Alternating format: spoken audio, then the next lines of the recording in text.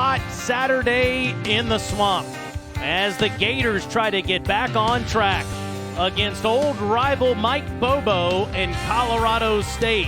They want the bad taste of last Saturday out of their mouths. It's the 1-1 Florida Gators meeting the 1-2 Colorado State Rams on SEC Network. I'm Taylor Zarzour here in Gainesville. Matt Stinchcomb and Chris Button in just a moment. Where is that identity for the Florida Gators offense? For more on that, we send it to the field and Matt Stinchcomb in his natural habitat. That's exactly right, Taylor. We're down here on the field with the offensive line. They know that that unit has to perform better. A lot of returning faces along the offensive front. The new one is offensive line coach John Hevesy.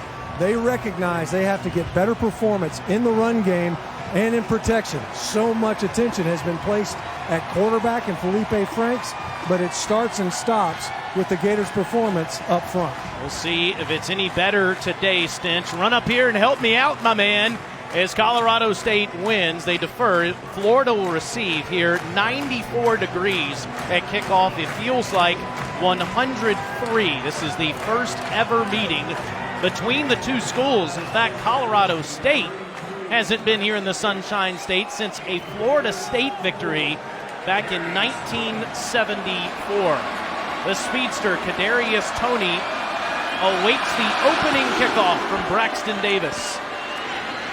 And Toney will take a knee. Gators get the ball at the 25. Good afternoon, Chris Button. Good afternoon, Taylor. Dan Mullen said this week he was a little harder on his team than he'd normally be after a loss. Said he's trying to find that certain edge, and that begins at practice. Several players telling me this is the hardest they've ever worked during their time at Florida. The offensive line saying they met on their day off. They'd stay late after practice. Dan Mullen, when he would watch film with his guys, noticed they weren't giving 100%. So he started to get after them, and he said, guys, that's not an insult. If I'm telling you to go harder, it's because I know you've got an extra gear to give. We'll see if they give that gear today against Colorado State. Feleipe Franks with the inside handoff to Jordan Scarlett behind Martez Ivy, one of those big guys, for 4 yards. Franks, so far on the season, you see his numbers just over 53%. Stenchy was 17 of 38 in that loss to Kentucky last week. It was bitter, to be sure, for Feleipe Franks. He was harassed most of the night, ended up being the leading rusher for the Gators as well. That's not the type of balance or production that they're seeking out of the quarterback. Empty backfield, all kinds of time, but nobody open. And Franks will scamper out of bounds, make something out of nothing. That time, excellent job in coverage by Colorado State. And this is something that Franks can do, he's had to do. This time, loses Ciante Lewis, who was right there at the sticks. He came off of him early, ended up getting flushed, and we saw what looks to be a familiar sight from a week ago in Franks running and scrambling to pick up positive yards. Great on this down early in the game against Kentucky last week, and it's a drop from Scarlett on what would have been a first down, 3 and out for Florida.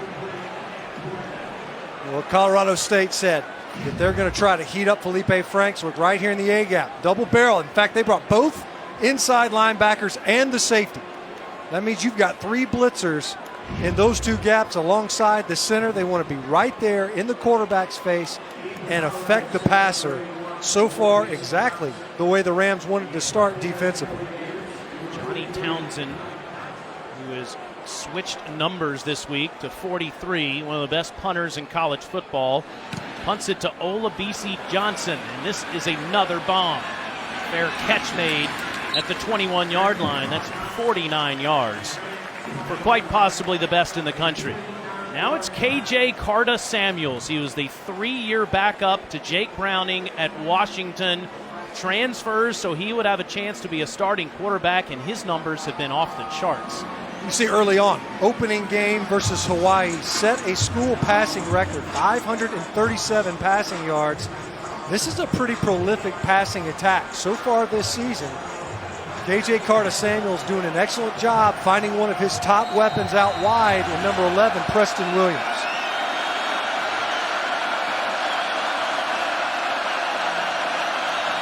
Swamp makes some noise at Carta-Samuels, who changes the play under center. Play clock down to 3. Izzy Matthews, nowhere to go. Adam Schuler, the first Gator to it.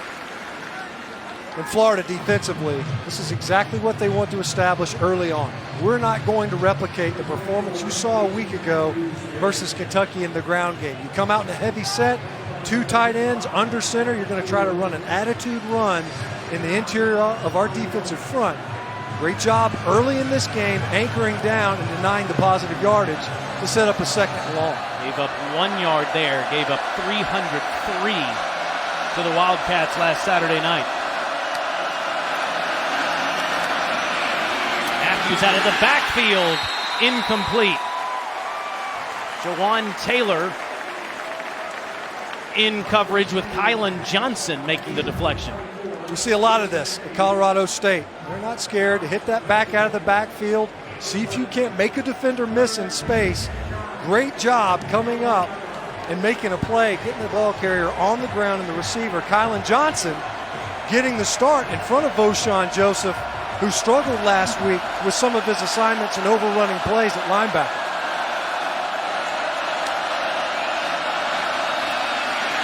Pressure dumped off to Matthews on the bubble. A 3 and out for the Rams. So a good start for the Gator defense that could not get off the football field on 3rd down last weekend. One of the things the Gators did not get last week was a decent pass rush. Now this time, you're able to get loose up front, but it's into the teeth of a screen. You better believe that Todd Grantham, defensive coordinator here at Florida, who was on the opposite side of Mike Bobo's offenses when he was at Georgia, he's familiar with his MO. You get in a 3rd down, you're going to see some screen plays out of the Colorado State offense. Freddie Swain waits on Ryan Stonehouse's punt. Swain had a 25-yard return last week. That's a bad snap, and he's tackled inside the 10-yard line.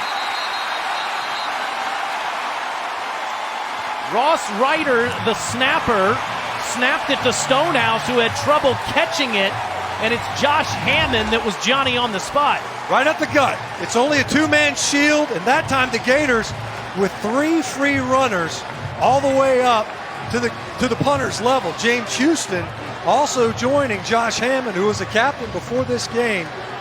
You see the contributions of starting players, every down players, and special teams, and this was one of the things the head coach Mike Bobo said they had to avoid, the big play in special teams.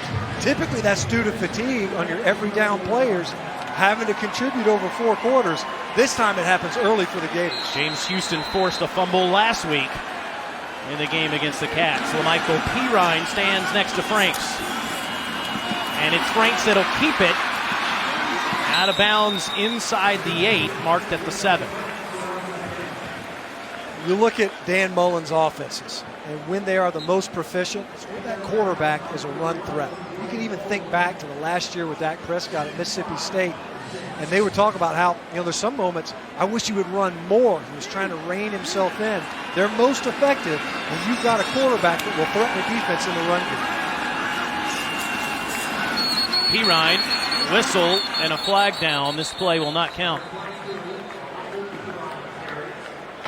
Before the snap, false start, offense, right guard, 5-yard penalty, still 2nd down. Spread Johnson. You get down in the red zone, you got 2 runs called back-to-back, and those guys, they're sitting on go.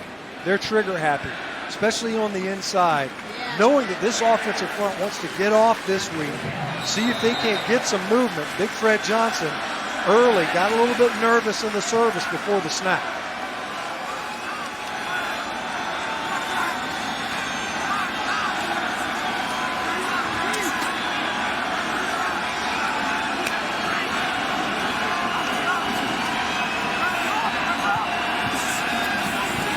Design quarterback run, and Franks gets back to near the original line of scrimmage that he got on the 1st down. And to your point about Dan Mullen's offenses at Mississippi State, most notable for Dak Prescott, what he's left behind there in Starkville with Nick Fitzgerald. It's a similar type of situation as we have another flag down.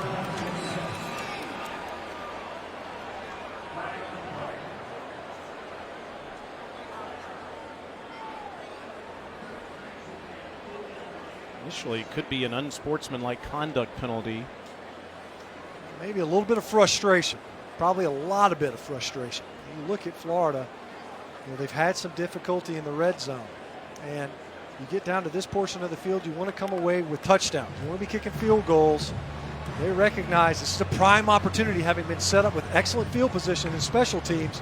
They want to take advantage of it. Franks looked like he was mixing it up a little bit late with some of the Colorado State defenders. There are 2 fouls after the play. Unsportsmanlike conduct, number 13 offense. Unsportsmanlike conduct, number 55 defense. Those fouls offset. It's 3rd down. That was those players' first unsportsmanlike conduct fouls of the game. You see Franks getting up under that tackle of Josh Watson, the leading tackler. Looked like maybe he got a little extracurricular activity as he was standing up. Franks took exception to it. That's a big body. That's a big player at quarterback that you've got right there. He's not going to stand down versus anybody. 3rd and 6 from the 7.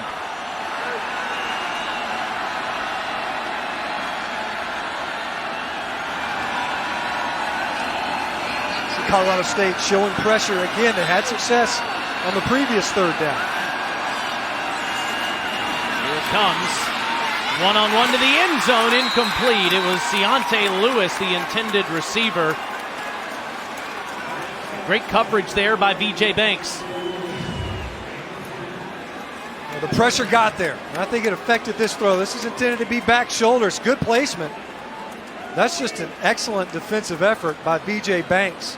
As you see there, the Rams' pressure getting there right as Franks was delivering the football. And this is partly why I think you saw some of that frustration. It wasn't just Josh Watson's tackle. It was the frustrations, I think, with some of the red zone performance. Evan McPherson from 24 yards. And he starts a new streak of consecutive makes after the called miss last week against the Kentucky Wildcats.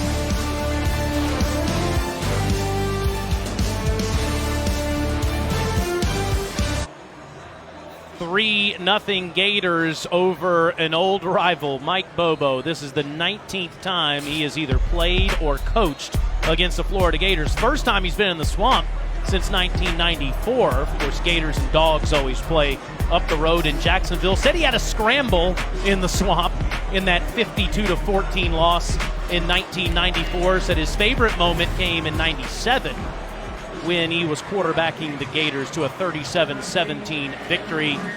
He did throw an interception in that game, and yesterday in his meeting he blamed Matt Stinchcomb for missing a block. He was just playing the averages.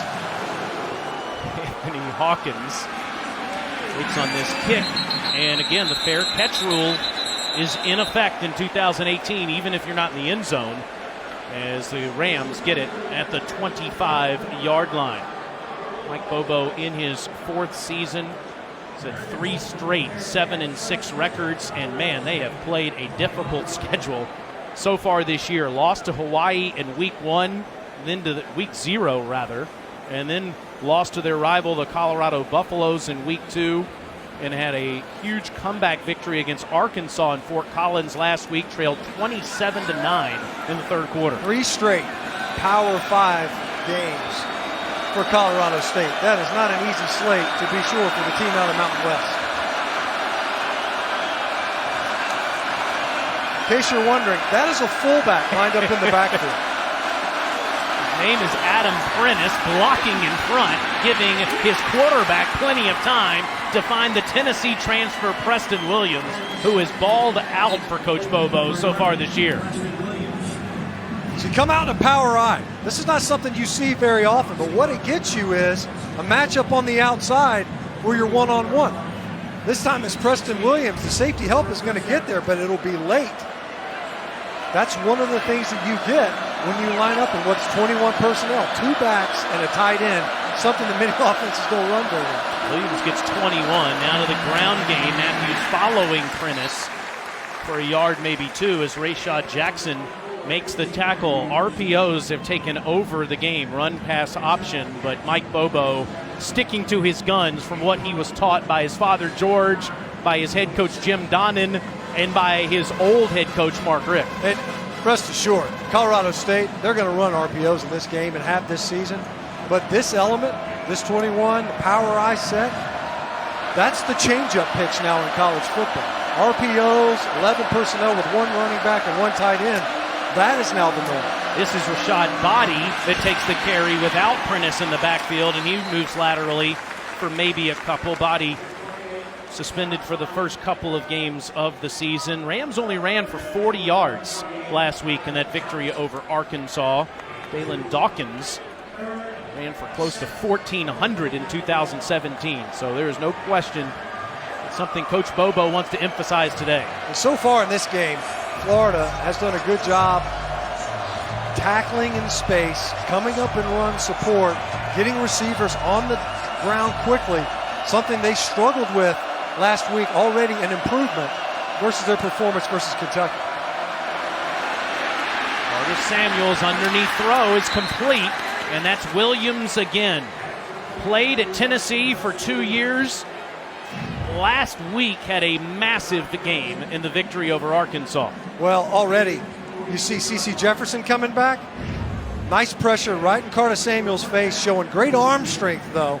He's got pressure right on top of him, and you know where he's going to try to get the football. Number 11, Preston Williams, a security blanket that can break a big play for you.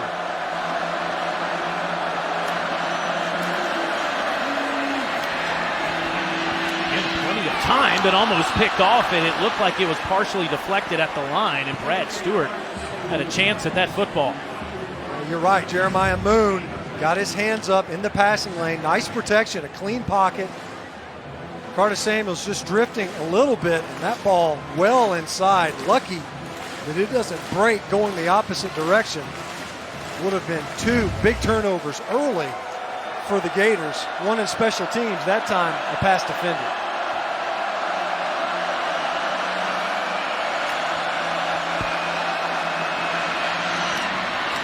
That is inside the 40 to the 38. Olabisi Johnson making the catch. This Rams team is replacing Nick Stevens, a 3-year starter at quarterback, the aforementioned Dawkins at tailback, and Michael Gallup was a first-team All-American at wide receiver. Already is catching passes in the NFL for the Dallas Cowboys, but Coach Bobo finding a new cast of characters to replace them for great offensive production through 3+ games. We got 3rd and passing down. Right, we're thinking we got to air this thing out at 3rd and 6. Keep an eye on CeCe Jefferson at the top of your screen. Looking that way as he's flushed out of the pocket. Now underneath, that is a throw that's completed inside the 33-yard line to Johnson, but short of the first down. So decision time for Mike Bobo. As you see this route, play breaks down. Carta-Samuels able to fit it into a tight window, just shy of the yardage needed. And you think, you hit a 55-yarder last week, but part of that is because you're kicking at altitude, low humidity. We're down here in the swamp, quite literally. This is heavy air. You'll take your shot with positive field position. Rams 2 for 2 on 4th down this season.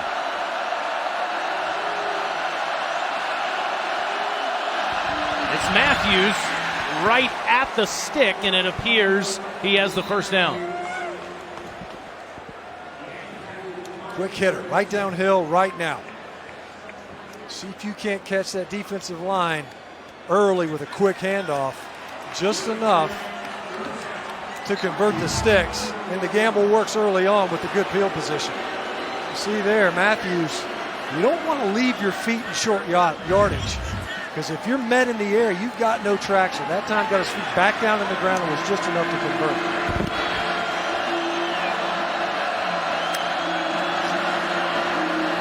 Fake to Matthews. Was looking deep, instead throws to him and might have gotten a yard. Coming up to make the tackle is Voshawn Joseph.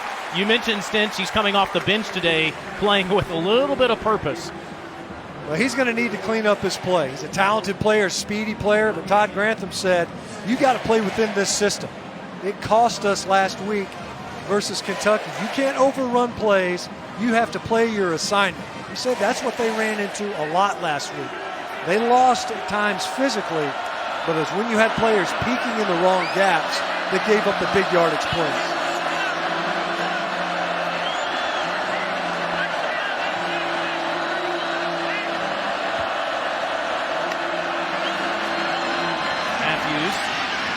Bounces around, make that Marvin Kinsey down to the 25-yard line. He, like Body, was suspended for the first 2 games of the season, has 9 career touchdowns.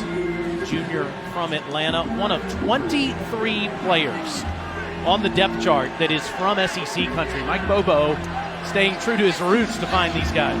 There's a lot of players in this part of the country. He said there's plenty to go around.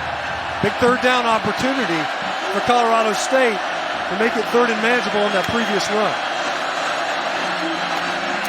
And that's Williams, who caught it right near the marker, but is marked shy. 4th down.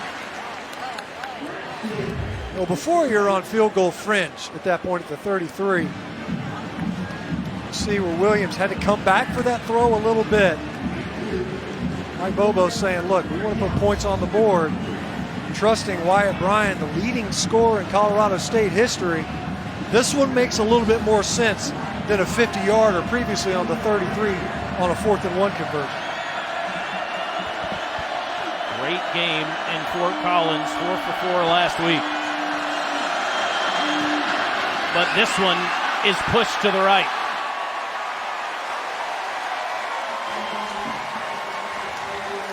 So after all of that, the Colorado State Rams get nothing.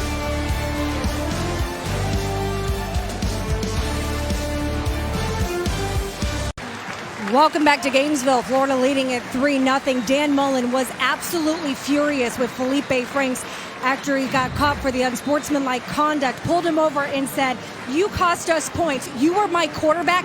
Act like it." Mullen also told us that earlier this week he did not like Frank's attitude at practice, pulled him at one point during practice this week for what he called a pouty face. He said, "I don't mind if you make mistakes, but I need some mental toughness." The two, however, have made up. We're joking and laughing before they ran out on the field right now. Everything's temporary. Yes, great report from Chris. You move on after you let your quarterback know. Can't cost your team 15 yards. Bad snap here to him. Picks it up. Plenty of time to throw down the field but incomplete. Looking for the Ole Miss transfer Van Jefferson. And if you're on the Florida sideline, you're sitting there going, we got what we wanted. Van Jefferson, the Ole Miss transfer, he can get separation at wideout. And you've got man coverage out wide. It was a single high safety. You knew you were going to have room to throw it. Florida took a shot early last week versus Kentucky. The low snap threw off the rhythm of that entire play. Make to Malik Davis. Franks has wide open space in front of him. Breaks a tackle, spins around, and is right near the 1st down marker. In fact, that's enough to move the chains for 11. This is something he brings. It's a nice read. He stands up just enough to freeze the linebackers. He pulls it from the running back, stands up, fakes as if he's going to throw a quick now screen over there to the sideline and tucks and runs. Really well executed by Franks. The pistol. Davis. He'll get a couple there. Coming up at 7:30 Eastern, Week 3, the college football season rolls on with Louisiana Monroe versus Texas A&M and our SEC Saturday night matchup. It's also streaming live on the ESPN app. I know a lot of coaches say there's no such thing as moral victories. But when you take Clemson to the wire like that last week, that was huge for Jimbo Fisher and his program. Fake to Davis. Plenty of time for Franks to unload again. It's picked off. Underthrown, and stepping in front of it is VJ Banks. He was late. It's not the decisions, and it's not even the accuracy here. He's late with this throw. Hammond is open now. Unload the football. Franks is late, and Colorado State makes him pay.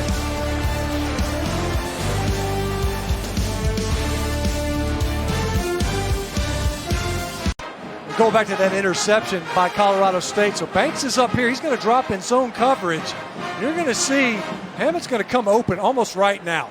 It's going to be early, and there's going to be a play-action fake, and you see Franks can unload now. Hammonds knows it. He's looking at it. He's got his arms up. You don't ever want a receiver calling from the ball. But Banks is able to come all the way from the outside after having dropped back in zone coverage and makes a play on the ball. It's the decision-making that Dan Mullen is saying has to go faster at quarterback. Ball on the ground as there's a bad snap. And the Gators say they've got it. And they do. Colby Meeks, who is from Gainesville, tried to snap that to KJ Carta-Samuels. And you see Elijah Conliffe is a man possessed as the Gators have 2 turnovers early in the game. Well, so, you know, if Franks hits Josh Hammond, you know where he's probably catching it? Around about the 30-yard line. You see, just out early. Carta-Samuels comes out from under center early. And this happens a lot because you had a back block by your veteran center, Colby Meeks. And whenever that center has to make a quick move away from his snap hand, a lot of times that snap isn't always aligned. It doesn't always hit the quarterback right in his hands. And a huge turnover and momentum shift for the Gators. This is Scarlett. Fake to him. Franks is caught in the backfield by Ellison Hubbard. We mentioned Franks earlier. And that time they did a gap exchange along the Colorado State front. It muddies that read right at the edge because it looks as if that edge defender is crashing down. What you don't see is that defensive tackle looping back out. That's actually what ends up happening here. They muddied that read for Feleipe Franks. Great play by Hubbard. Loss of 2. This one away as there are Rams all over Franks in the backfield.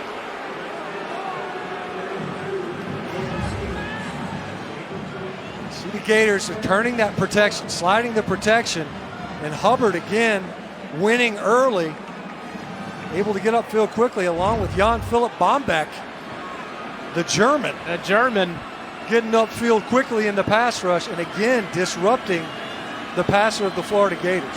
Defensive coordinator John Janzik, who's had a lot of stops in the SEC, says that Bombeck's one of the funniest guys on the team.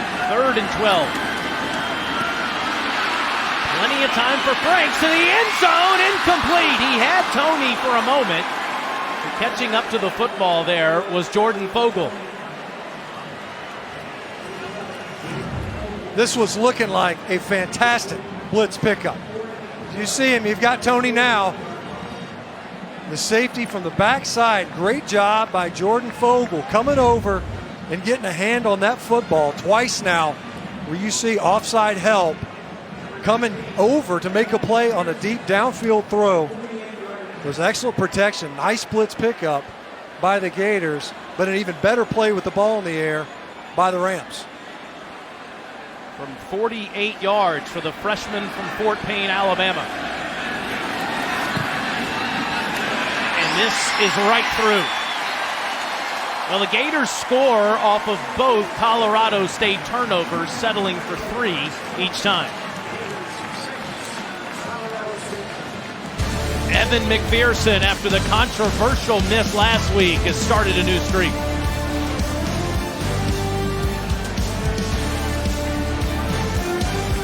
All the Power 5 teams in the Sunshine State have already suffered a loss. Miami completely out of sorts in week 1 against LSU. Florida State lost to Virginia Tech on that first Monday night. Today was even worse, losing to Syracuse 30-7. And we know what happened here in the Swamp last Saturday night. Miami did win at Toledo earlier today, but the Seminoles, through 3 weeks, have all kinds of problems. We're trailing Samford in the 4th quarter last week.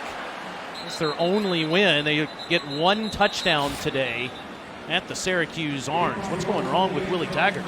You knew that they were going to have to transition. Our offensive philosophy is entirely different from what Jimbo Fisher ran when he was at Florida State, but it also, I think, speaks to how quickly that program was unraveling last season.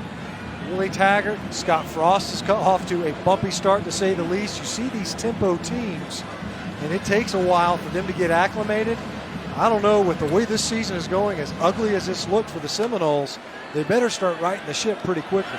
Mitchell Frost, who coached UCF to a perfect season last year, he lost today as Nebraska's head coach to the Troy Trojans. 1 on the play clock. Carta-Samuels gets it off, but he's down on the ground. The flag is also down as Ja'Kai Polite makes the sack.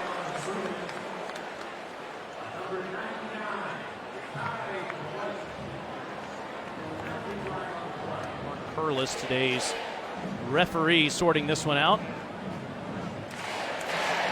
Personal foul, hands to the face, number 91 defense. 15-yard penalty from the previous spot, first down. Marlon Dunlap just became a father this week, called for the penalty here. You see the high hands right into the left tackle, Barry Wesley's cage. And actually that's TJ Roundtree in there. Left tackle. You just can't have it. It's something that you have to clean up. The center judge back there, he's got his eyes right there on the edges. And that's an easy set of yards to pick up with the illegal hands to the face. Matthews to Williams on the reverse. Gets a block in front from Olabisi Johnson, and he's tackled for about an 8-yard gain. Dismissed from Tennessee's program after the end of the 2016 season by Butch Jones. Last year was redshirting and was on the track and field team, but towards the end of that season, Mike Bobo told him he was no longer part of the football program, is back in his good graces, and off to a terrific start in 4+ games this year. Matthews to the ground, and that's a first down. Well, you can see the Williams, they want to get the touches to him, opens things up on a reverse, loosens up defenses, and then you come right back and you pound the interior portion, pick up a first down, get a carry to Matthews.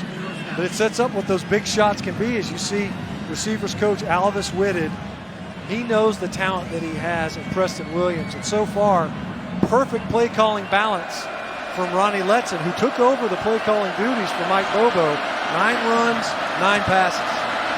The 10th run is going nowhere. Met at the line of scrimmage by a couple of Gators, including James Houston and Jabari Zuniga. What a shot from James Houston. This number 41 comes shooting upfield. A shot right there at the line of scrimmage. And they're needing guys to step up, especially until the Gator defensive front reestablishes itself as a force. They're going to need these linebackers to be heavy in run support, diagnose quickly, and then get downhill.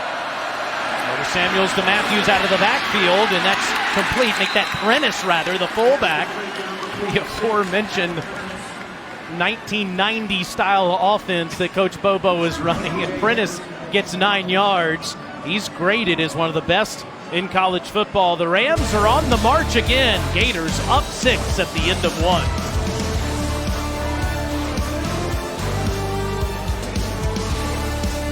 A tough couple of months for Mike Bobo, as it was discovered just a few weeks ago that he has an immune deficiency, an autoimmune deficiency in both feet. Cannot feel the bottom of his feet right now, and it's incredibly painful for him to walk around. He's gone through a battery of tests, spent some time in the hospital away from his team, no longer calling plays because of this ailment that he currently is dealing with. He's unable to drive at the moment. In fact, his father has moved out to the area temporarily. There's his dad, George Hill, who's driving him around town. George Bobo, rather, driving him around town. Mike Bobo has been through a lot in the last month. He's watching his Rams on a 3rd and 1 here. Straight up the gut, Izzy Matthews, first down. For more on that, let's go to the field and Chris Button. Well, Mike Bobo is saying that having his father, George, there has really changed their relationship, because George drives him to school at the beginning of the day. He stays with him all day, has even become sort of a mentor to Mike's players, and then drives him back at the end of the day. He said, hey, my dad was always tough on me as a high school coach growing up, and this has brought us closer than our relationship has ever been before. Well, it is the good part of this situation, but certainly we hate Coach Bobo has gone through this as Marcus McElroy's got no place to go. Kyrie Campbell makes the tackle. So you test in the middle of that front again. And you could see that the team for Colorado State, the toughness that they showed a week ago, just the presence of having their head coach around. The assistant coach spoke to this as well. It's different. It's a different environment when the head man's around. You see both Bobos there. His father, having coached him in high school, is now helping his son in every way that he possibly can muscle his way through what is some pretty adverse health circumstance.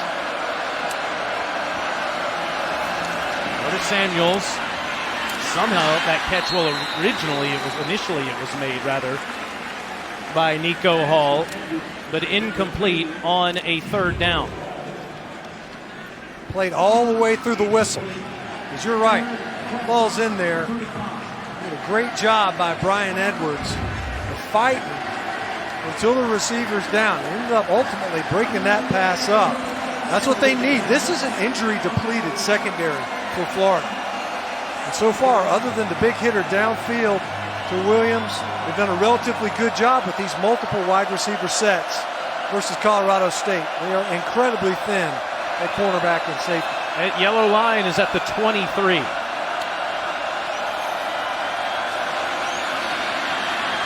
And that's middle of the field, inside the 15, but incomplete. Looking for the tight end, Cameron Butler.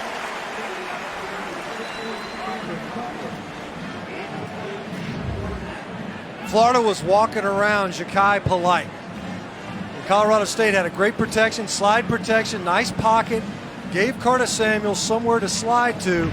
You see Beauchamp, Joseph, Brad Stewart there to defend that pass. Cameron Butler could have come up with it, would have been a big conversion. Otherwise, a stop for the Florida Gator defense to force a field goal. You were a terrific student up the road in Athens. How does a 55-yarder at altitude translate to a 53-yarder in the swamp? Yeah, that's I didn't study meteorology. They didn't have that course. On a much more serious note, our thoughts and prayers with all those that have been impacted by Hurricane Florence, given free tickets if they came to the game today.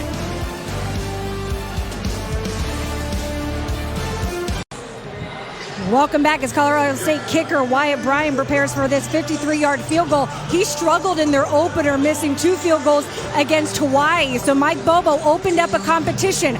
But the following game, he kicked a 52-yarder. He went over to their special teams coach and said, "Don't ever doubt me." Here he is from 53.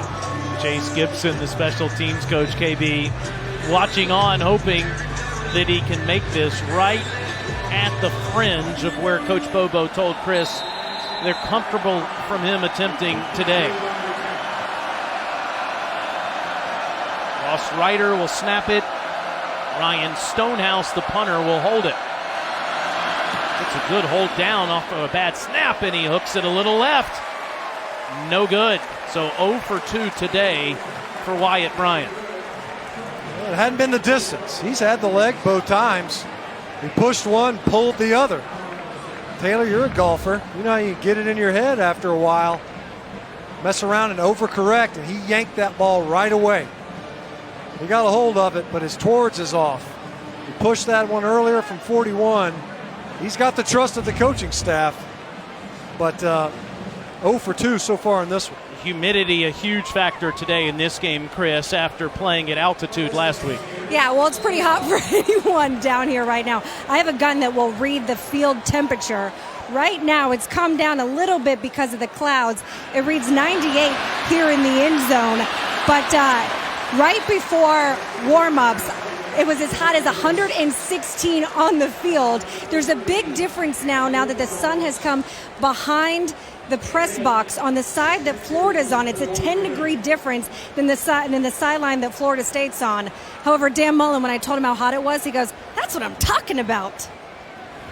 This is an inside handoff to Scarlett, and Jordan's right near the sticks. On the play before, Malik Davis caught it out of the backfield. That was Frank's first completion. Which is surprising, right? Knowing that they've had some receivers running open more than anything else, able to get that positive yardage and convert the sticks. after the defense is able to get a stop and force that field goal attempt from Colorado State.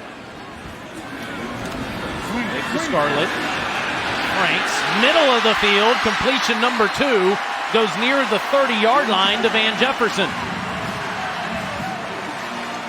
Van Jefferson, we mentioned him earlier. He can run away from coverage. That time able to run open. Time for Franks, able to step into his throw and put that ball on the mark. 26 yards for the Ole Miss transfer. Scarlett.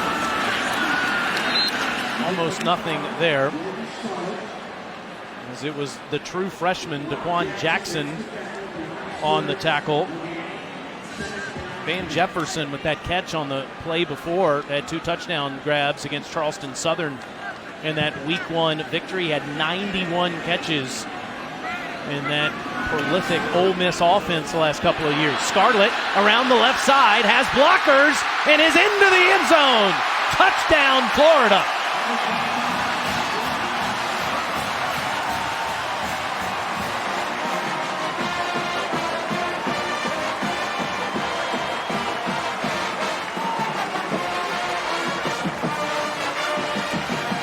They ran a backside counter. They're going to pull their right guard, Fred Johnson, who was offsides or had a procedure penalty on their last red zone attempt. Did a great job getting around the edge and capturing it for Jordan Scarlett. I think Scarlett's been working out. He looks like an action figure. He's so jacked. 30-yard touchdown for the redshirt junior from Fort Lauderdale. He had 6 of them in 2016, missed all of last year, but back in the end zone in the Swamp.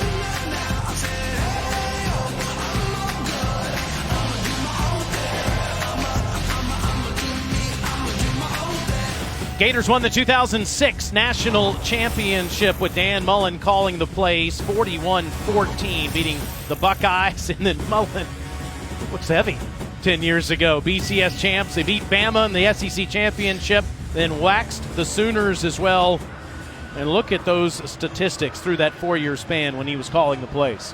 Yeah, you want offense? That's pretty sporty back in the day. Of course, they had a pretty good little player at quarterback for a lot of those years, but he's been able to do that other places. Did it at Mississippi State. Had 2 quarterbacks, left the Bulldogs over in the SEC West in pretty good shape. And clearly they have not been in good shape offensively in the last decade, using 4 different head coaches. And he said that everything starts with an attitude. In an interesting quote he gave us yesterday, he said, quote, "You have to hate losing and love winning, not fear losing, while winning is only a relief." And we have seen plenty of teams, plenty of people in life operate that way, and that won't get you anywhere. It certainly won't get you to being a champion. I thought it made a lot of sense. You know, what you miss out on that, people say it all the time, I hate to lose, but when you tag on, but you have to love to win. Have a little fun every once in a while. Winning is not easy, especially down here. You recognize you got to celebrate it when it happens. Marvin Kinsey straight ahead. Might have gotten a yard, 2nd and 9. Colorado State, they've missed their opportunities, especially early on. They created opportunities as well. Florida has squandered their chances to widen what is already a 2-possession game right now. And Coach Bobo knew he had a shot on the earlier possession, ended up hitting the underneath route, could have gone deep, ends up missing a field goal, needs his offense to not only possess this football, to buy time for his defense. The bubble, and that was dangerous. There were a lot of Gator orange jerseys in the way, including the defensive back, C.J. Henderson. It's the best defender, maybe the best player on this team, and he sees it right now. Look at that diagnosis. Gets upfield right now, blows right through the would-be block of Griffin Hammer and breaks up that play. Colorado State fortunate that it's not going 6 the other direction, because there's nothing between Henderson and the end zone. He took 2 back to the house last year, took a interception away from Terry Wilson last week. Timeout Gators. Dan Mullen and the Gators trying to find a consistent performance in week 3.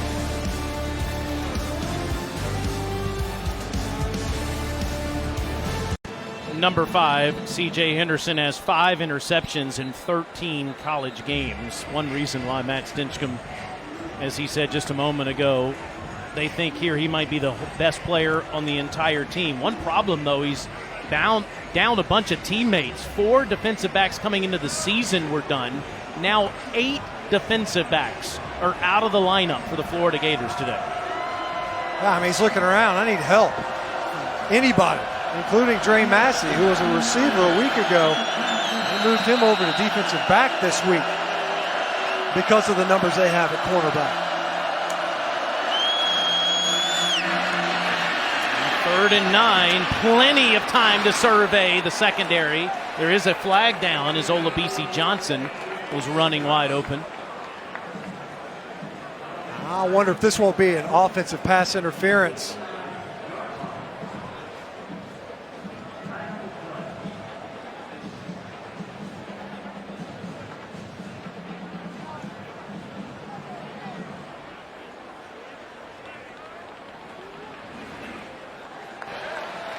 Pass interference, number 22, offense. Penalties half the distance to the goal from the previous spot. Replay 3rd down. Yeah, you can see Darius Wise got his hands up. You have to make it look like you're running the route. The whole point.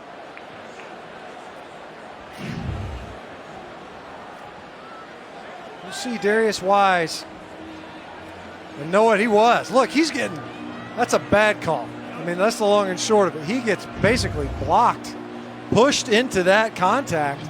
For that to be offensive pass interference, I don't know how the flag comes out. Mike Bobo can't believe it either. A huge conversion and a big play taken away. I'm not sure how in the world you get an offensive pass interference on that call when the defender is the one that forced the receiver into the other defender. Negates a 23-yard completion, and the Rams push back near their own 12. And the catch made by Williams back up near the original line of scrimmage, 4th down. We just got done saying Colorado State possessed that football, stage a drive. They were able to do it earlier. Had a chance for that big gainer. The penalty putting them in a big hole. And not only possession game, but also field position opportunity for Florida. Florida defense allowed 8 of their first 9 third down conversions last week to Kentucky. Could not get off the field. Held Colorado State to 2 for 7 so far today. Freddie Swain waiting on the Stonehouse punt. Another laser that takes Swain inside his own 20. Looking for blocking in front of him, and he's down at the 19-yard line. And it's a 58-yard punt for Ryan Stonehouse. Okay, Cole, back to you in 5, 4. One more second, that bow tie would look great on camera. Boom. Okay, Cole, 3, 2. That's no good. Got it. Now I'm dressed for an SEC game. Belk, dressing SEC country for 130 years. I know I'm not supposed to be speechless, but I am. Just watching Cole Kubelik turn into the pitchman that he has become. There's so many thoughts that are circling around in my head right now about the Cube Show. Well, when I think Cole Kubelik, I think fashionista. I think a guy who's on the bleeding edge of the next trend. And clearly he's on the cusp of something great with that bow tie selection. Going to punt again as there was a penalty on Colorado State, an illegal shift penalty after that massive punt by Stonehouse. Why not force him to do it again and see if the Gators can have better field position? Speaking of Cole Kubelik, his alma mater, the Auburn Tigers, trail LSU 10-7 right now inside 3 minutes left in the second quarter. You see all the scores across the country scrolling at the bottom of the screen. Vandy just scored a touchdown. They trail the Irish 16-10. North Texas leads Arkansas 17-7. This is going to give the Gators much better field position as this is fielded by Swain at the 35. There is another flag down as he's into Rams territory. We'll see what the call is, but you're right, Taylor. Another fortuitous call. That time Colorado State shooting itself in the foot after a fantastic kick by Stonehouse, negated by penalty. and a chance for the Gators to take over in positive territory. Swain had a 25-yard return last week, the junior from Ocala, Florida.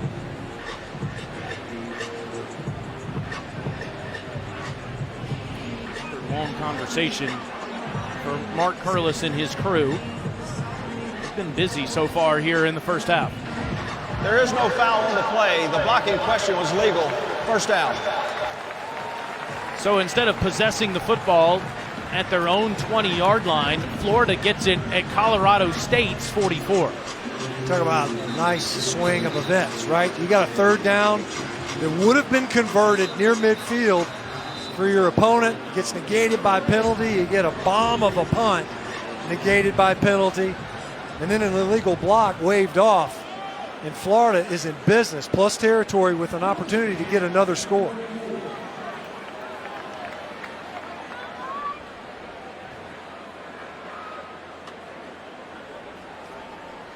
And evidently, Mark Curlis wants to take a couple of looks here to make sure that they get this right in terms of where the ball will be placed. Replay official today is George Raniger. That look of it, you don't see what could have been the block in the back necessarily in that look. We're trying to figure out where this ball should be spotted, and if in fact there was a fair catch signaled before that punt was received. I didn't, on that look, I didn't note that Freddie Swain did anything that would have indicated that. This is what they're looking at. Did he call for a fair catch? The right arm. No. Yeah, No, he's adjusting to the ball in the air. I don't see any signal that would. No, that's a cleanly fielded punt and a nice return by Freddie Swain. The arm went up, but he's just readjusting to that ball in the air.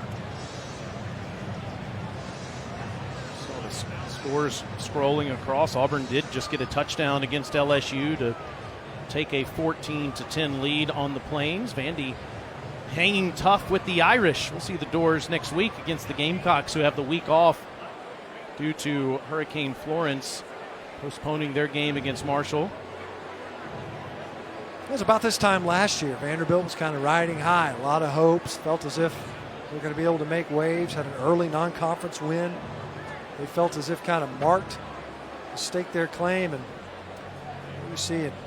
Kentucky over Murray State, they are rocking and rolling. They have got a playmaker do the Wildcats at quarterback. Of course, Florida and their fan base saw that a week ago. That was, in a lot of ways, the difference in the game on third down.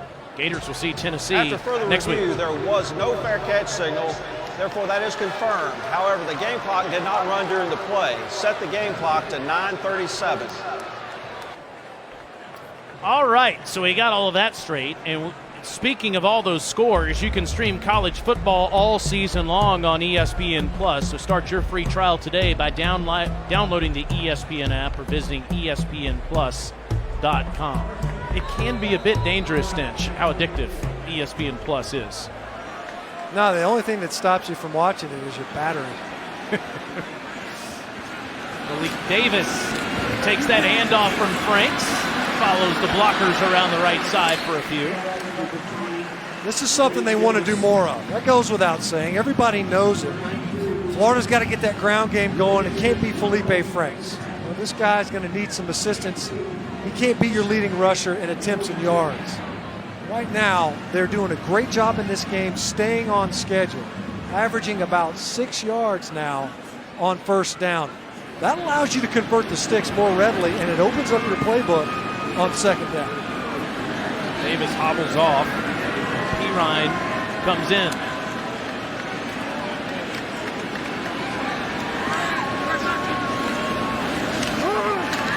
Michael straight up the gut, inside the 35, right at the sticks, at the 34.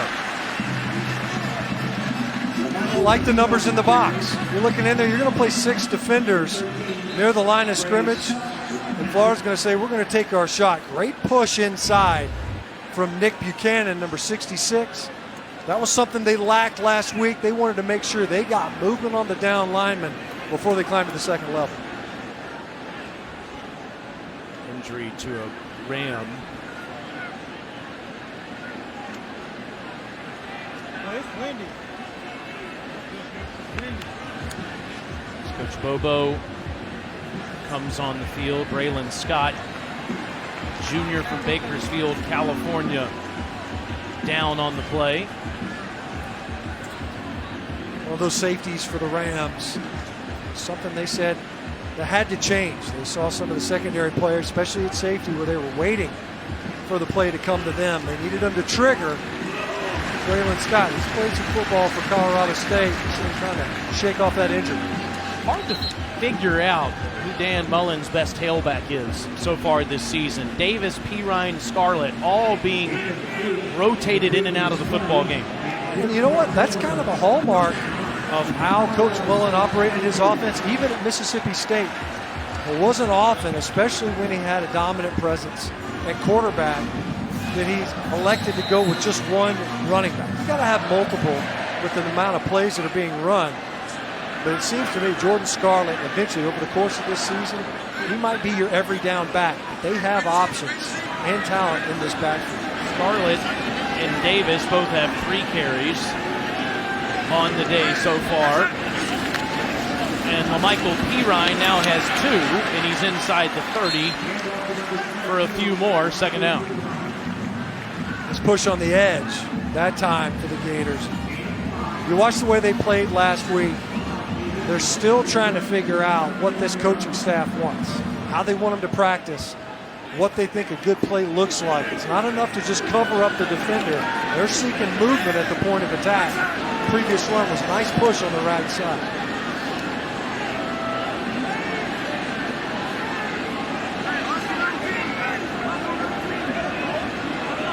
Dan Mullen notorious for the check with me at the line of scrimmage decision-making, down to 5 on the play clock. Frank spins around. Tony's first touch of the game goes for a couple. Third down. That time it was well read by Colorado State. And it's like you said, Franks, he kind of reverses out. He knows he's coming back to the top of the screen to Kadarius Toney. And they know that they have to get the ball more to their playmaker at number 4. Great job again by B.J. Banks, able to fight upfield and get Toney on the ground, because once he gets into open space, it's lights out. He can make you hurt. Toney in the Wildcat. Changes direction, and his athleticism will give them their first third down conversion. He had 2 touches out of the Wildcat last week. And you can see this. This ain't how you got it drawn up right here. It's not like, hey, I want you to follow the pulling blockers, then just stop for a little while and let the defense react. But when you've got quicks, like number 4, whenever he stops his feet, it's usually voluntarily. It's not oftentimes that you get a singled up tackler, get number 4 on the ground. Fake the Pirine, middle of the field, touchdown. A perfect strike to Freddie Swain, and the Gators find pay dirt again.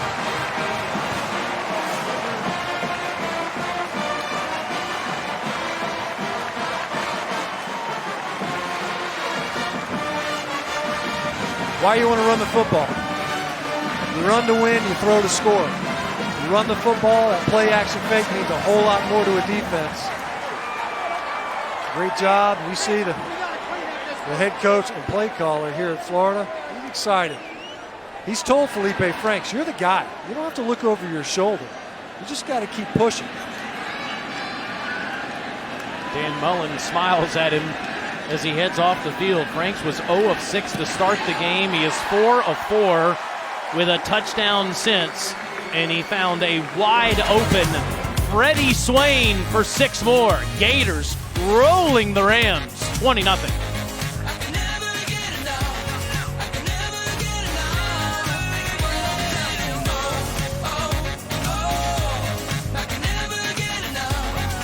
Time you can watch the live performance of the official marching band for the University of Florida, the Pride of the Sunshine, on SEC Network Plus.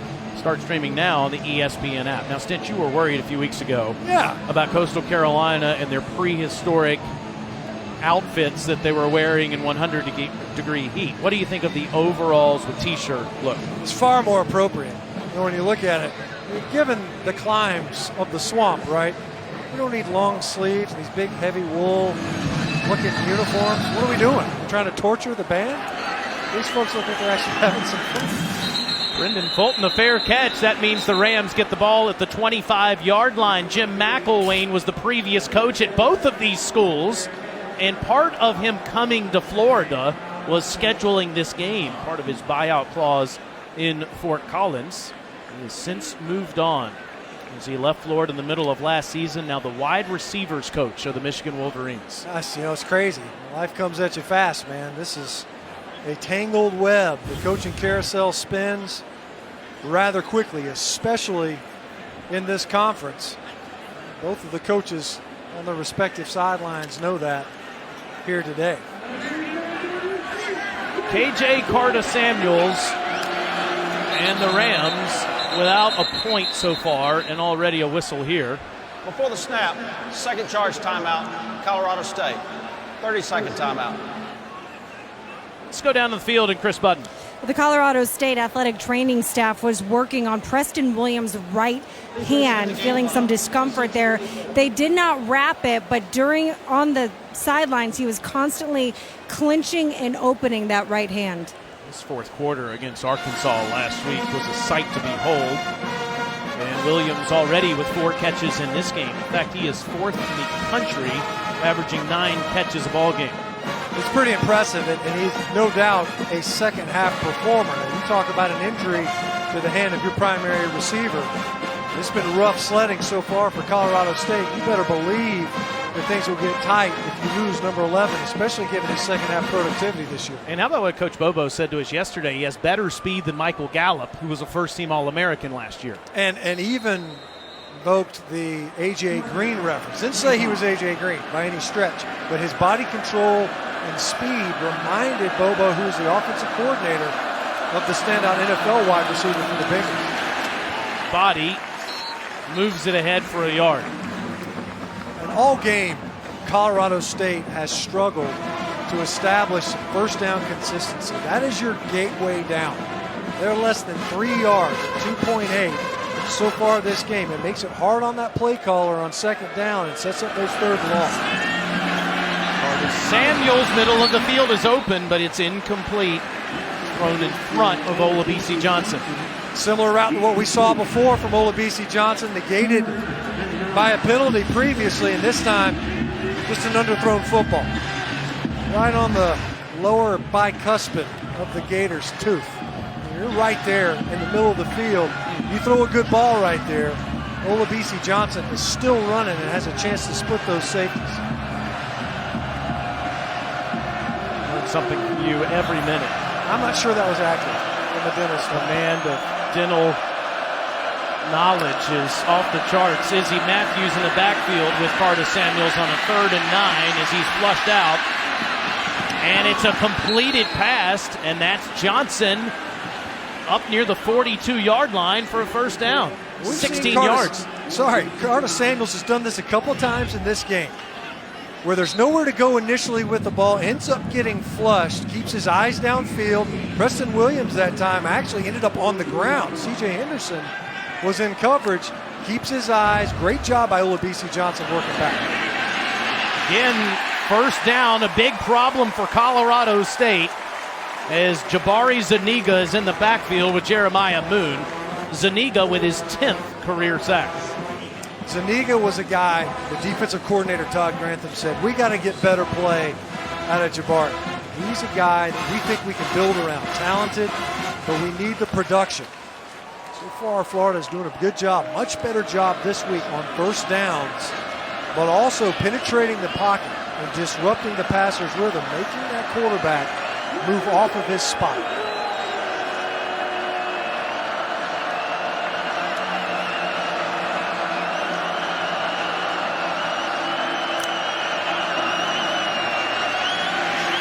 Samuels trying to buy as much time as possible, incomplete over Body's head. Body get tackled. If he makes that catch right away. Good throwaway that time. And Zuniga making his presence felt yet again, trying to hatchet that ball out of there. Well, going back to what you said about Colorado State's inability to run the football, they only had 8 rushing yards today. They had 40 all of last week. In the victory against Arkansas, boy, did they miss. Dalen Dawkins ran for 1,400 yards last season. Speaking of running, you got a really light box right here. And down it goes as Zuniga blows up Barry Wesley, playing left tackle, for a second sack, and gets a bump from Dan Mullen. Here's Zuniga. He's been at the top this whole time, and he's gotten closer and closer with each successive snap. See Barry Wesley just trying to throw his hands. He was expecting Zuniga to try to wipe his hands down. Zuniga just went with a straight speed rush, ran right around the edge of the left tackle. I love it when you use the telestrator, but this one's blocked, and the ball's in the end zone. Is it a touchdown? Yes, sir. And Ja'Kai Polite, I believe, is the man that might have gotten to it. Bernie was there as well.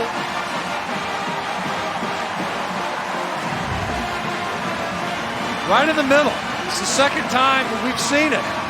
2-man shield, 3 rushers that are right at the shield as Stonehouse is receiving the deep snap. 2 huge special teams plays in this game. And it's just a race to the football.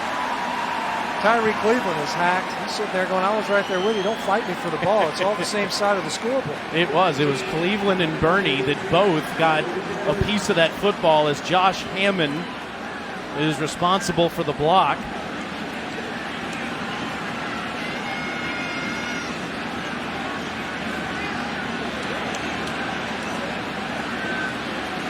I think they're checking to make sure that Cleveland and Bernie were still in the end zone when one of them had possession of the football. The first time I looked at it, it looked like he had 4 arms and 4 hands on that football. It's just a matter of who gets credited with the score and the stat sheet. Twice, though, for Swain, able to get in there quickly. I wanted you to telestrate Dan Mullen's attempted bump of Jabari Zuniga there. I couldn't do it justice.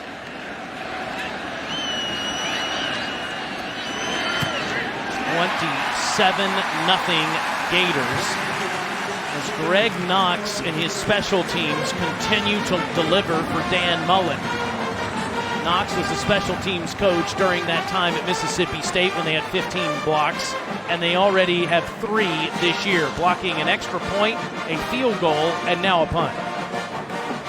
In Colorado State, they've been here before. In fact, all season long, second quarter, they've now been outscored 47-9. Now, in 2 different games, they had to stage those second half comebacks. But when you've got your top receiver getting worked on the sideline and knowing that you don't have a ton of depth, special teams twice now have been victimized.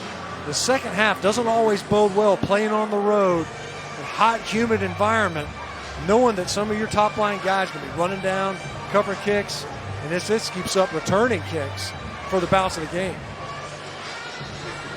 65 non-offensive touchdowns for the Florida Gators since 2005. The problem has been the lack of offensive touchdowns in the last decade or so.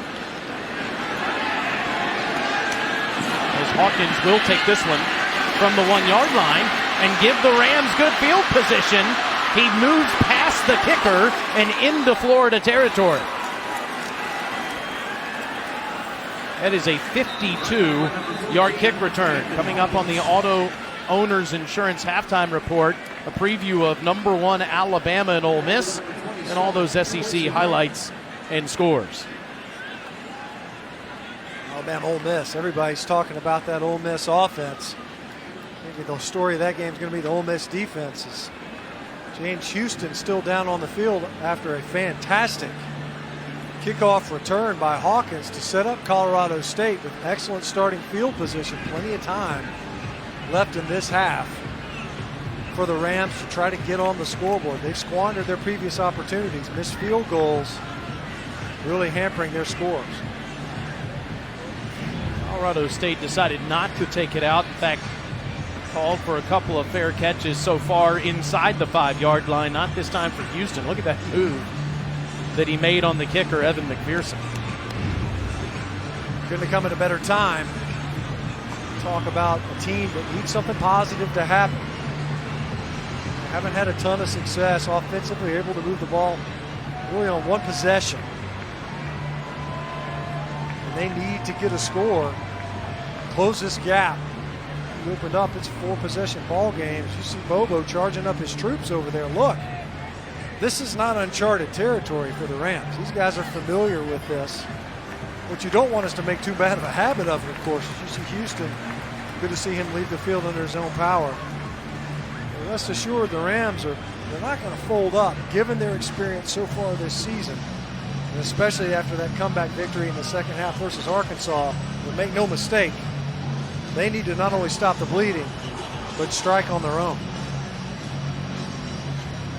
A.J. Carta-Samuels considered transferring to UCLA. In fact, was a few weeks away from enrolling in classes before backup quarterback Colin Hill injured his knee again. That was at that point in March when he decided to transfer from Washington here to play quarterback for Colorado State. Needs to have a productive first down. It's Marvin Kinsey following the block behind Adam Prentice, approaching the 40-yard line for 7. Kinsey fired up. Knows that's an attitude run, one of the best first down plays we've seen for Colorado State offensively. Now they're quick to the line again. Kinsey, first down inside the 38. Back-to-back runs. We talk about the meaning that has on a defense. So Kinsey kind of feeling it a little bit. You need that juice offensively sometimes before half. Colorado State, back-to-back successful runs. When you take a shot and those safeties starting to get a little bit nosy, Gators still playing too deep. As you see the safeties back there, right there in midfield, and then on the SEC logo. Third straight call to Kinsey. He might have gotten a yard.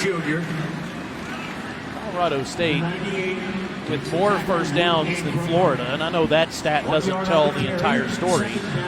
When you have more first downs and you're down 27 points in the first half, you kind of scratch your head at what's gone wrong. Yeah, so, you take a look at it, the turnover chart, but the other piece of it too is special teams. Special teams yardage and special teams score. Again, it's Kinsey staying on his feet to the 31-yard line for 6. It'll be 3rd and 3. Tough running by Kinsey. He's saying, feed me, I got the hot hand. Giving me the ball. So far in this game, the Gator defense has done an excellent job riding that ship. You don't want to hemorrhage yards early. They haven't done it. They get the negative yardage plays, the 0 yardage plays, forces that offense off of schedule. It's a 3rd and manageable for the Rams relative to some of the recent third downs that they've been facing due to their difficulties on first. Missed 2 field goals in the first half. Have been in this position on this side of the field twice. And it's a first down throw to Williams inside the 25. Working against C.J. Henderson. Carta-Samuels liked what he saw right away. He got man coverage. It's a stop route. Showing the respect for Williams' speed. Nice, well-placed ball for the conversion. So Florida burning the timeout there as they were trying to shuttle defenders off of the field. Florida, 30-second timeout. There is no false start. Timeout was called prior to the false start. Well, Dan Mullen brought most of his staff over from Starkville, and it included Todd Grantham, the defensive coordinator, who spent his last season in Starkville and decided to come and coach the Gators. Former Georgia defensive coordinator, was at Louisville for a couple of years, and said it's playing with an attitude. This man is notorious for his blitz packages. In fact, Mike Bobo, who was the offensive coordinator at Georgia when Grantham coached defense there, says that Grantham has every blitz known to man, and he brought the house last year in Starkville. Said he's not ready to do that yet here at Florida. No, these guys are still figuring it out. We mentioned Coach Grantham, he's still trying to get guys to figure out how to play within his system, jockeying guys in and out.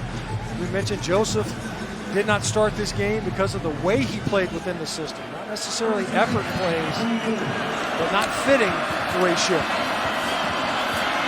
That is Williams taking the ball on a little misdirection, and 11 tackles, 11 there is Voshon Joseph on the stop. And that's why you want number 11 on the field for your defense. Speed. You got quick upfield versus one of the fastest players on your opponent's offense. Under all kinds of trouble, Carta-Samuels all he can do is throw it away. And Mullen wants intentional grounding, and here it comes. Time it was Jeremiah Moon and Jabari Zuniga again from the edge. The original line of scrimmage was right at the 25-yard line.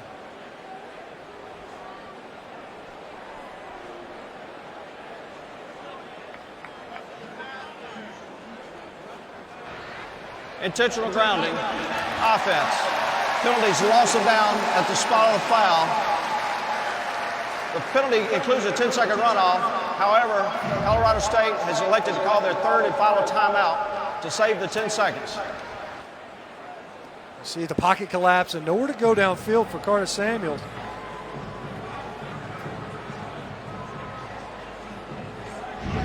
Lose the down, get the runoff.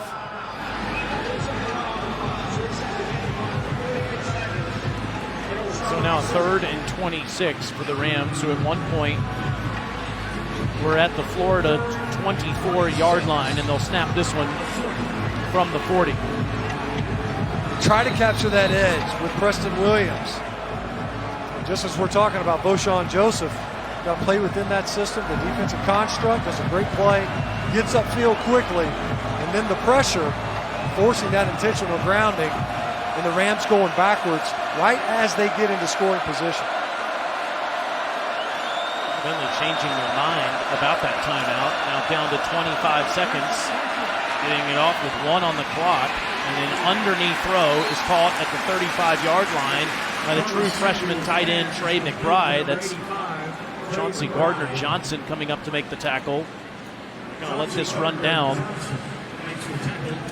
so that they can attempt one more play before the end of the half. Wyatt Bryan, as Chris Budden talked about earlier, don't doubt me. Well, his coaching staff has put a lot of confidence with him. He's missed from 41 and 53. This one, a 52-yarder. Could not be more important to the offense of the Rams to try to get on the board, having gone backwards after staging a pretty good drive off an excellent kickoff return. So this is going to be around 53 yards again for Bryan, who's already missed from this mark. 2 missed field goals for Bryan. A couple of special teams blunders, one that led to a touchdown. And only 17 rushing yards for the Rams in the first half. From 53. Colorado State gets on the board at the end of the first half. How about this Bryan kid? I mean, right when you think he's squandered the last bit of confidence, put him in a pressure situation, we need the points. Coaches say, get out there, kid, swing it one more time, and he's able to put it over the upright from 52 yards out. That's how you become the leading scorer in school history. Larkspur, Colorado. His parents both went to Colorado State.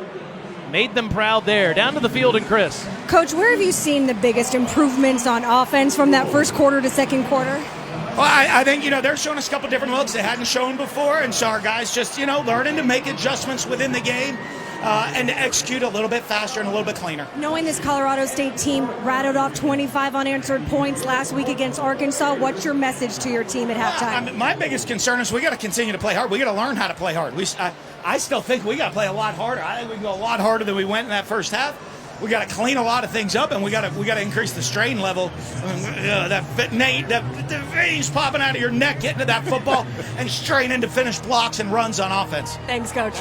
Always one more. Halftime score right now is Florida 27, Colorado State 3. Stay tuned for the Auto and Owners Insurance halftime report right after these messages.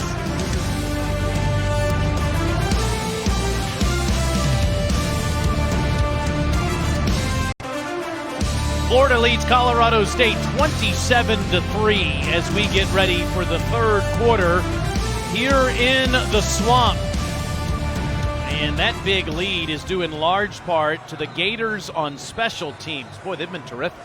It's been outstanding. That's been the story in the game. And you look at the Gator offense, they've only run 24 offensive snaps. It's not like this has been a juggernaut. But the truth is that they're cheated out of possessions. It's a short field at one point in time. You get a block kick, it ends up putting points on the board. Your offense is going to pile up stats because you don't need them to. You're already in the end zone. But so far in this game, what has been impressive is the rush yardage for Colorado State. They haven't rushed the ball well coming into this game. Passing yardage also held in check, only 91. So far, Florida has defensively done an excellent job of reasserting itself at the front seven level.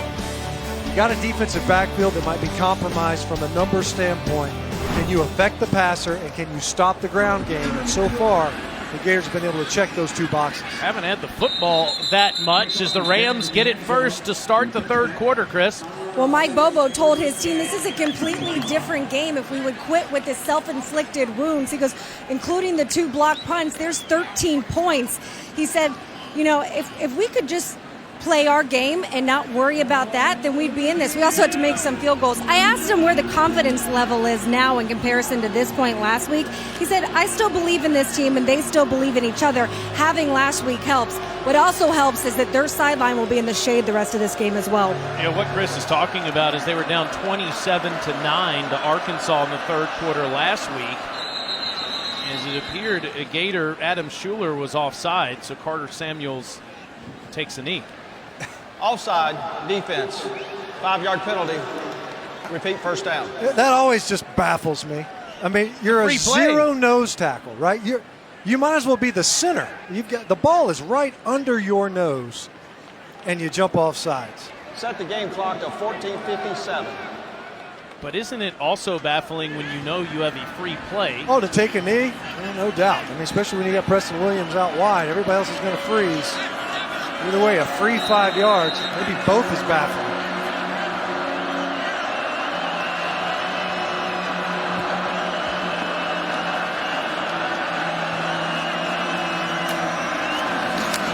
Kinsey got hot towards the end of the quarter, and he doesn't get almost anything there. Second down. So we were mentioning the comeback last week is due in large part to Carta-Samuels getting red hot in the second half. Look at that, 22 of 27 against the Hogs. Talk about catching fire.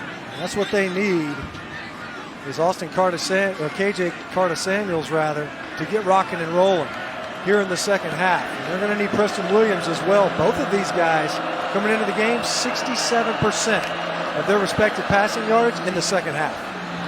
Throws at the feet of Preston Williams. Number one is missing one up front as he is down a tooth, but it's been that way for a few weeks now, but he's owning that proudly. Yeah, I don't know that he's worried about how he's looking, you know.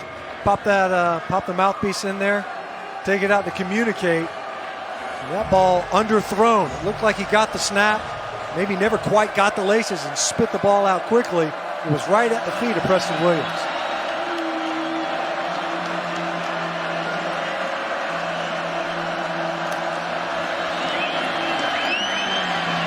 On the 3rd and 4, it's a first down throw to Trey McBride.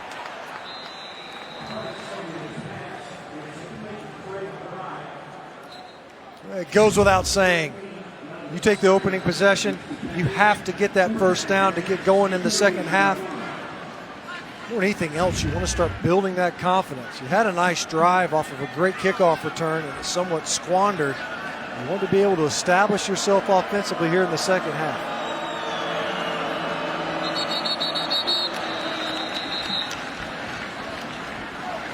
False start, number 73, offense. 5-yard penalty, still third down. Yorkland, the left guard. You hit it earlier. I was just about to mention, you get a free 5 yards on a hard count to open the second half. And then in the grand scheme of things, you forfeit it right back on the next set of fresh downs. Just think about the frustration. You saw it from Dan Mullen earlier when you get these administrative type penalties, ones that are pre-snap. It's just a mental error where you have to stay focused and honed in.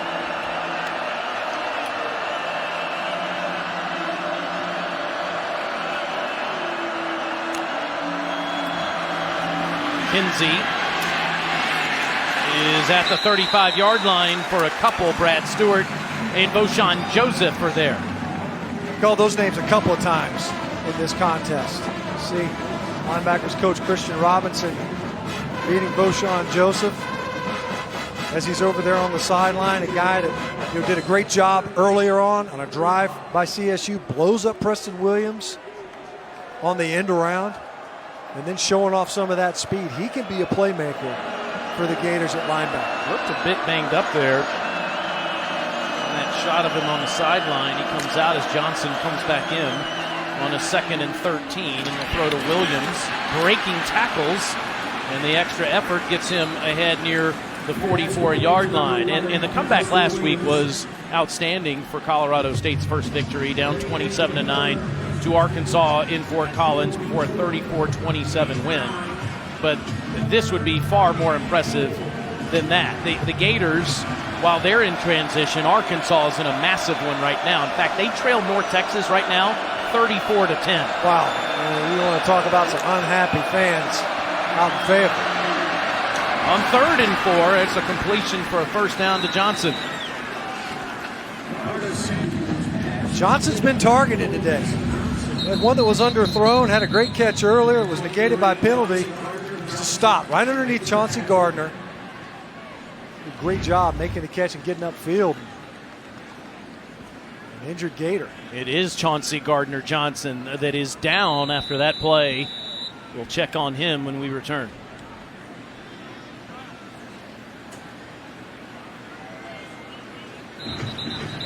Chauncey Gardner Johnson banged up on that play. The Gators have 8 defensive backs that are listed on their roster that are injured coming into this game. He would be the 9th. And speaking of number 9, Dre Massey has switched from wide receiver to cornerback this week. Basically an emergency situation. Not ideal. And you're talking about a program that's got the most DBs of any other school in the NFL right now. They got more DBs in the pros than they do in college. First set of downs for the Rams at the Florida 48. Play action, taking a shot, middle of the field is Trey Moore inside the 10, touchdown Rams. That is 48 yards for the tight end Trey McBride from Fort Morgan, Colorado. What do when a safety comes out of the game? Why don't you attack the seams? And McBride, who had a nice catch earlier in this possession to open the second half, is able to sneak right down the hash mark, make the catch, nice stiff arm to get in the end zone. That's the exact kind of offensive possession the Rams needed to open up this half and close the gap. Well, they were basically in this position a week ago. They go 7 plays in 75 yards to come out of the half. And the true freshman Trey McBride finds the end zone.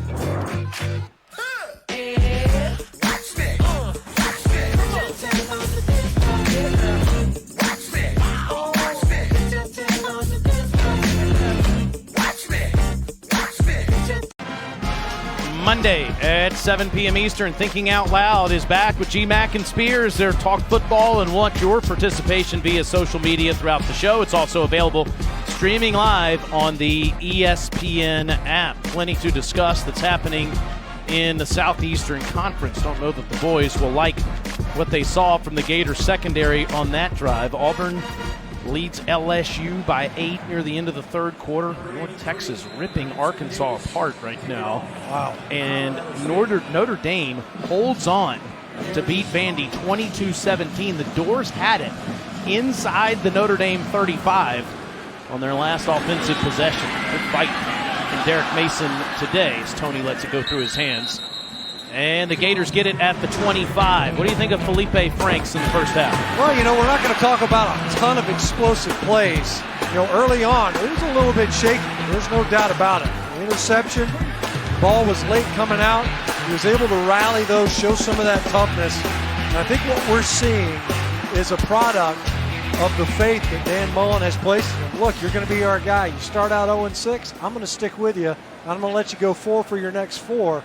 Including a 52-yarder and a touchdown. It shows the consistency they're trying to establish at quarterback. Fake to Scarlett. Throw outside to Tyrie Cleveland. One of those Gators that jumped on the loose football on a punt block in the first half. Cleveland's been relatively quiet in this game. First time he's been targeted. Able to come up with the catch and open up yet another strong first down play for Florida. That's been a big difference as well in this game. Scarlett, first down run, and stays on his feet. Look at that, all the way near the 45. And look, this isn't an indictment on the other running backs, but I think by the year's over, this is a power play. You're pulling from the left guard. Excellent push by the offensive line, but a lot of yards after contact, running through tackles. And Jordan Scarlett, I think he's going to be your workhorse back by the end of the season. Franks in trouble, down he goes. A couple of chances there for the sack from the freshman, Rashad Ajayi, on the corner blitz. You're going to come from the short side of the field. So here's Ajayi. He's just going to come shooting right up right now. See, you need to hear from your look, man, Jefferson's posted up. Point him out, call it out. Cat, cat, cat. Here comes the corner pressure. Franks felt it, and he stepped up. I think he felt like Ajayi went further beyond him. Nice redirect by the true freshman. Scarlett, again patient, and gets up near the 47-yard line. And to your point about Scarlett potentially being the best tailback, there's no doubt that's what he was in 2016, running for almost 900 yards that year, at 3 100-yard games and 6 touchdowns before being involved in that off-the-field issue last year that compromised his season. He clearly redeemed that time in the weight room because he's got some pipes on him now. That time, a little bit too patient. He could have broken that run outside quickly. Franks has all kinds of time, but overthrows Cleveland incomplete. And again, Ajayi in good position, trying to find Tyrie Cleveland, only the second target in this game. Came up with a catch earlier, on that previous run. And I'll be the last to get on a running back for not being patient enough, because a lot of times these backs, the good ones, they set up their blocks. They bring that second-level defender to their offensive lineman. Scarlett was a little too patient. He had a chance to break that and bounce it outside. Would have been an easy first down. Instead, Gators end up having to punt it away after a misfire on third.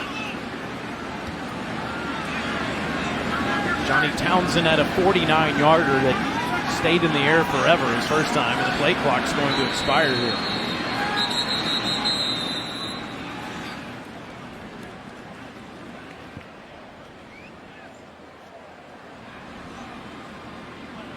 I don't know if Colorado State, did they take a timeout? There was a lot of conversation. Offense, 5-yard penalty, still 4th down.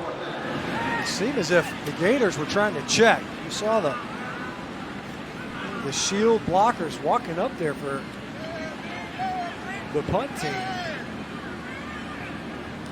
Just took too much time and too much conversation.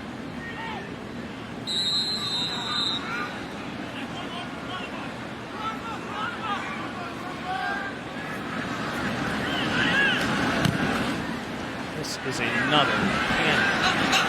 And a fair catch made by Olabisi Johnson after a 35-yard punt. Rams scored last time. They get it back again.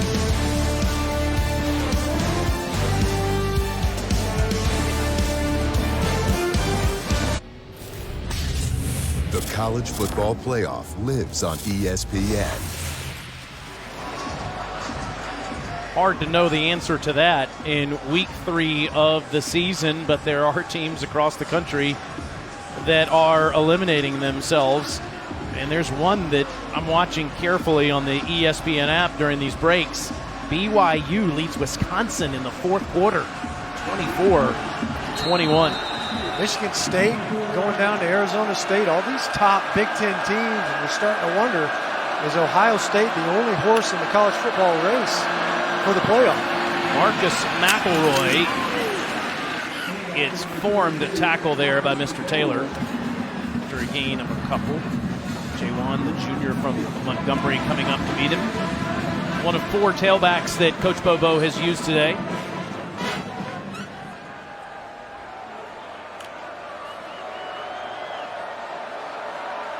Chauncey Gardner-Johnson is back on the field. Lined up in the guarding the slot, covering the slot at the 32-yard line. There you see him. Fake to McElroy. Watch out! Ball out, and McElroy jumps on it. How about C.J. Henderson with that hit?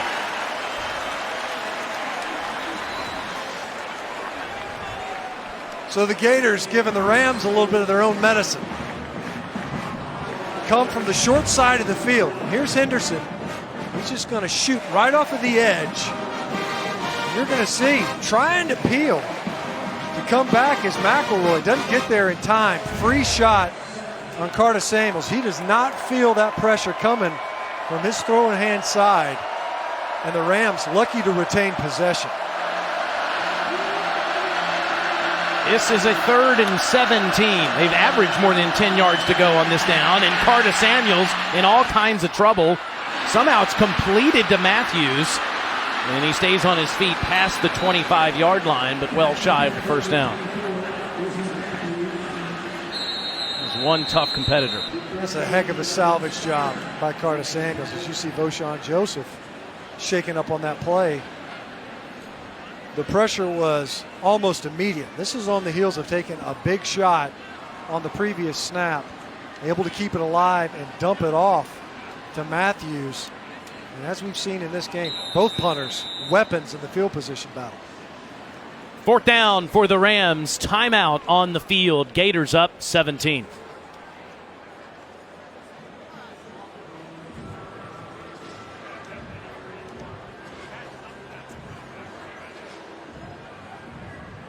Voshon Joseph has been banged up a couple of times today. Goes off the field under his own power. Junior from Miami, one of the middle linebackers for Coach Grantham's defense. As Ryan Stonehouse will punt it to Freddie Swain, already with one good return today. And keep in mind that one punt has been blocked and another Stonehouse had trouble fielding, and this is a run-it-up rugby-style punt that will go out of bounds inside the 20-yard line. Extra Yard for Teachers Week is a week-long celebration of teachers led by the College Football Playoff Foundation through its Extra Yard for Teachers platform. Visit the College Football Playoff Foundation website at www.cfp-foundation.org to learn more about Extra Yard for Teachers Week and see how you can get involved. That man remembers his second grade teacher, Chris. He does. I mean, he will tell you he doesn't remember who won the Super Bowl back in 1980, but he can remember the name of his second grade teacher. That was Miss Varney. He says that her joy and positivity made a huge impact on her life. He even went to her wedding. She's now Miss Divine, which he said his 7-year-old self was crushed at the moment. But congratulations to Miss Devine. After 41 years, she will retire from teaching at the end of this year. And immediately in our meat production meeting today, our man in charge of the score on the screen, a.k.a. The Bug, Jason Headings, and I started thinking about the 1980 Super Bowl. Jack Youngblood played with a broken leg in that game. Steelers beat the Rams. That's how big of freaks we are. So we remember who played in the 1980 Super Bowl. The most you didn't have Miss Varney in your second. Most common people remember their second grade teachers instead. This is LaMichael Pirine on the outside with the flag down. I do remember Miss Ritchie in the first grade. She was terrific. What year would that have been? Looks like we're going to get a holding call on Morrill Stevens. Similar play to what we saw on the touchdown run for Jordan Scarlett in the first. Face mask, number 82, offense. Half the distance to the goal from the previous spot. Replay second down. A little bit worse than a hold there. Backside counter, and a counter O. So you end up having two blockers at the point of attack. And this was another one that was out the gate, able to capture the edge. Very active. We haven't seen a ton of it today. But that's something that Dan Mullen, dating back to his Mississippi State offense, they like to get those pullers out in space. They'll pull tackles, they'll pull guards, they'll pull those backside H-back or wing backs, get them out in front of these other ball carriers, almost like a de facto fullback. One that we actually saw in this game.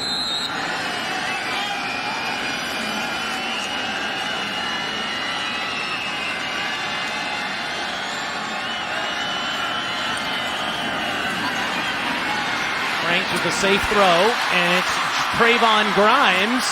Grimes up right near the first down marker, is marked out at the 26-yard line, so picks up almost all of it there for 17. Safe throw is right, because he had Freddie Swain for maybe a touchdown. Then he takes the underneath, pick up those yards, can't go broke taking a profit. Trayvon Grimes, the run after the catch to get it to third and short. Transfer from the Buckeyes, Florida high school legend. A 34-yard touchdown against Charleston Southern. This is Pirine on the direct snap, but movement.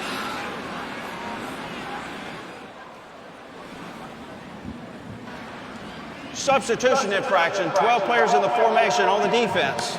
Penalties 5 yards, resulting in a first down. You can't have it. You can't have it. Florida. This is the last play that you were talking about, Stinch, with Swain running free. See Swain right here? Deep. He's running open and behind the coverage. Franks takes the underneath throw. And obviously a first down now after too many men on the field. Pirine rides the back of Watson for 8 more. LaMichael, a cousin of Samaje Pirine, and also Miles Jack, comes from great bloodlines. Played his high school football in Mobile, Alabama at Theodore High School, and that is your weekly It's unbelievable. Mobile reference. Center of the universe, clearly. Watch out for number 4, Kadarius Toney, also from Mobtown. Rival high school, though, Stinch. Blunt High School. Understood. Yep. Pirine. Oh, look at that. They lose a few. Good job getting free by Manny Jones. Been a quiet day for Manny Jones. Coming into this game, led the Rams defense for tackles for loss. That time, he just sheds Morrill Stevens like he's not even there. Great press, gets upfield quickly for his first tackle for loss of the game. Played by the Rams. Jones has overcome 2 wrist injuries, a sack, and an interception last week in the victory over the Razorbacks.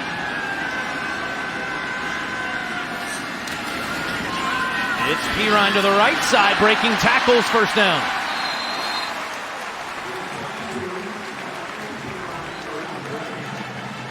Had a shot at it, did the Rams defense. Jamal Hicks coming up. No, it was Jordan Fogle. Just a little bit of hip. Pirine just gave him the leg and took it away. Dead-legged him just enough. You get that defender to start to break down and do his tackle, and then you hit the jets again. Nice run by Pirine on the edge to convert.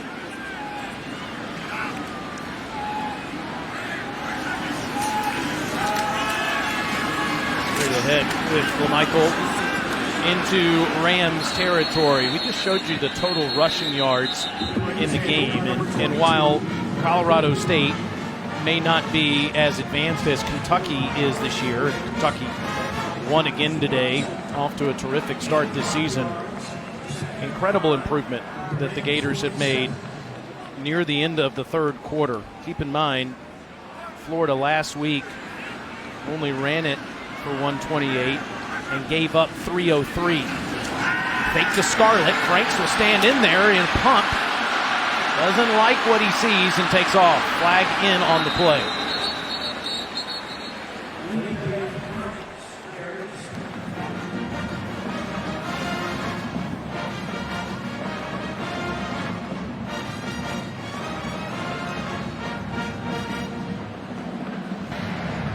Holding, number 66, offense. Penalties 10 yards from the previous spot. Replay second down. We talked about Nick Buchanan earlier in this game. He had a couple of nice blocks on some inside runs. That time, called for the hold. Nice coverage that time. What was happening? Colorado State starting to sneak a safety down and run support. Florida sees that a couple of times. Hey, let's run play action and take a shot downfield on second down. Instead, you end up getting a holding penalty and digging yourself a hole. Now, 2nd and 15. Challenging as a play caller when you had an opportunity to take a shot. And one of the front teeth of the Gator. Scarlett. The effort carries him to the 46.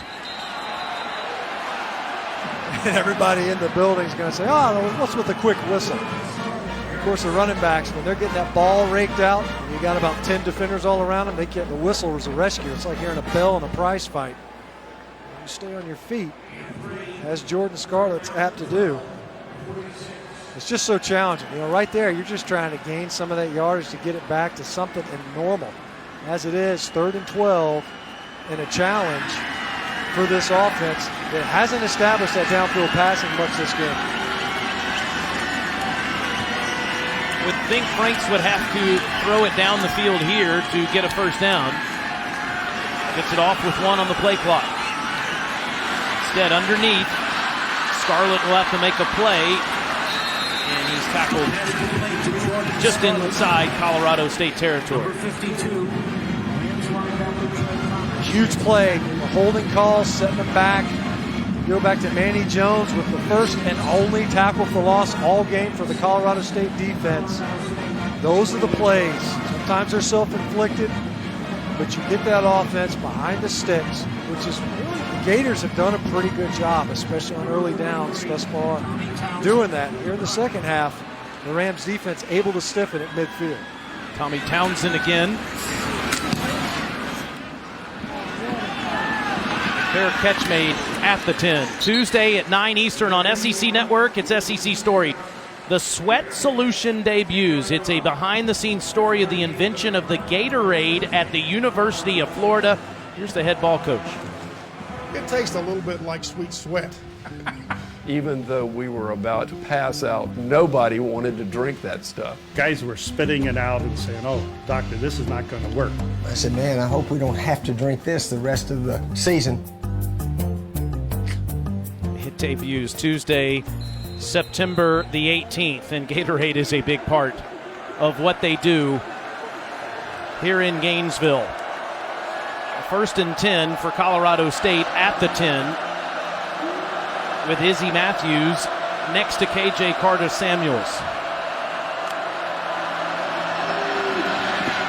Matthews gets a couple. Now, I come from the ultimate SEC family. My brother standing next to me, our spotter Matt today, went to Alabama. I have 3 other siblings that went there. Like you, Stench, I have a brother that went to Georgia, a mother that went to Alabama. But my father was a Gator, and he passed away a couple of years ago. Went to school here, medical school as well, and one of his proudest stories to tell me was about the invention of Gatorade from Dr. Cade, because he was in school when that happened. And I can promise you, all the way to the end, that man was drinking Gatorade because he was a lifelong Gator. Proud to call a game from his alma mater here today as Olabisi Johnson makes the catch for 9 yards. Well, I'm sure he led a well-hydrated life. he certainly did. Part of the testing process. Gatorade's part of everybody's, just about. Big conversion to get out of the shadows of your own goalpost. Olabisi Johnson has been clutch when the ball's been catchable. Nothing going for Matthews near the end of the third quarter. Well, Colorado State trailed Arkansas 27-9 and scored the last 25 points of the game. They need a big comeback here in the Swamp.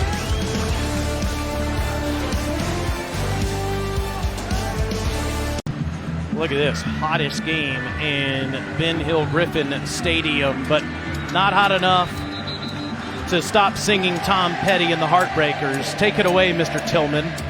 There you go.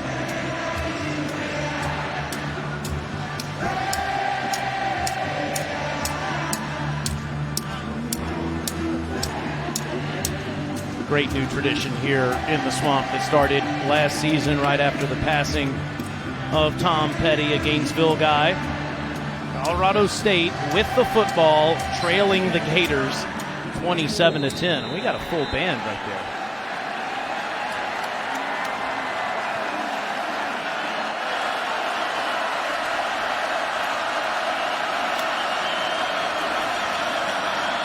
Carta-Samuels in trouble, takes off, and is converged on at the 26-yard line by Ja'Kai Polite.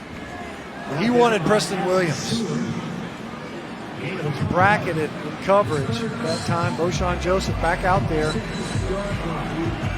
Nowhere to go with that football, and Carta-Samuels just said, I got to try to pick up some positive yards. Help my play caller a little bit. We haven't seen Williams. It's been Olabisi Johnson and the tight ends, Trey McBride, so far in this half. Rams need to get to the 33.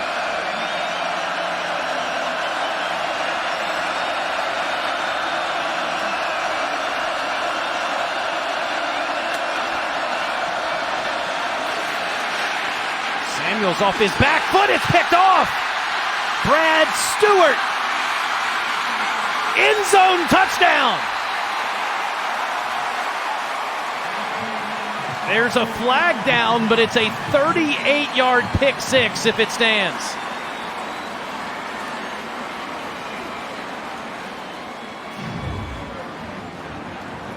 This one's coming back. You see Preston Williams. He gets mugged by two defenders. Ball went the other way. Colorado State had what they wanted. Number 21, defense.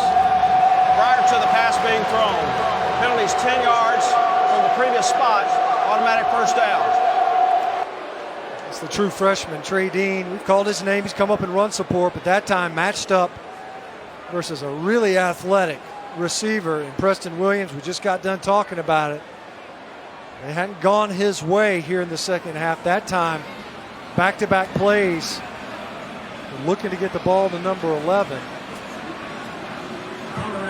That's huge for obviously Colorado State. Take those points off the board, but also pick up the first down, extend this possession.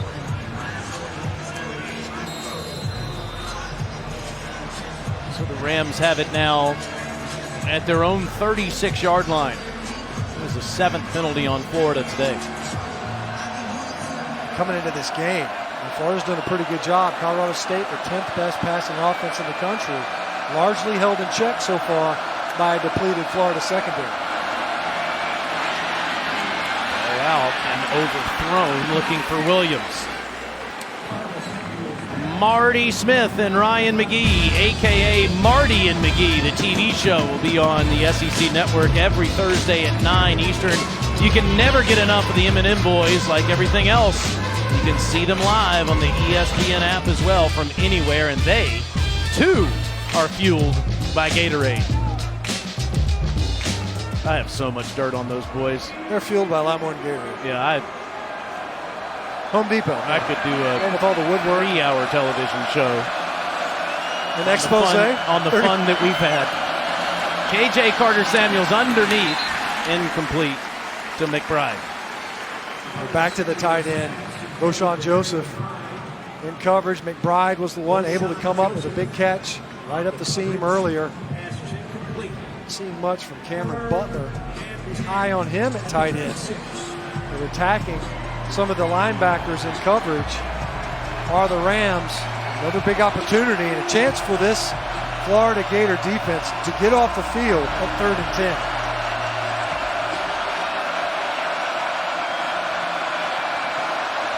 So Carta-Samuels goes up and talks to the Gainesville native Colby Meeks, his center, with Kinsey standing next to him. Rips back underneath, throw incomplete. It bounced off of Williams. He's almost caught by Brendan Fulton, 4th down. He ran before he caught it. Thought he knew that Jaywan Taylor was going to be coming up in coverage. It was loose. He's going to take a shot, and he turned to run before he secured the catch. Saw it a couple of times last week versus Arkansas. 2 drops in the first half, had a huge second half. That time, number 11 started running before he had the ball in his hands. Cost the Rams a chance at a conversion. Jaywan Taylor was breathing down his neck. Stonehouse has tried to punt 4 times. He's only gotten 2 of them off.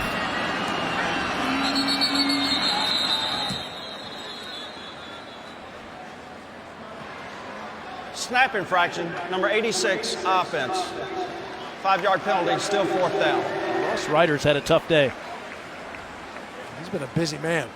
There's been twice where there are 3 or 4 Gator rushers coming right over his hat.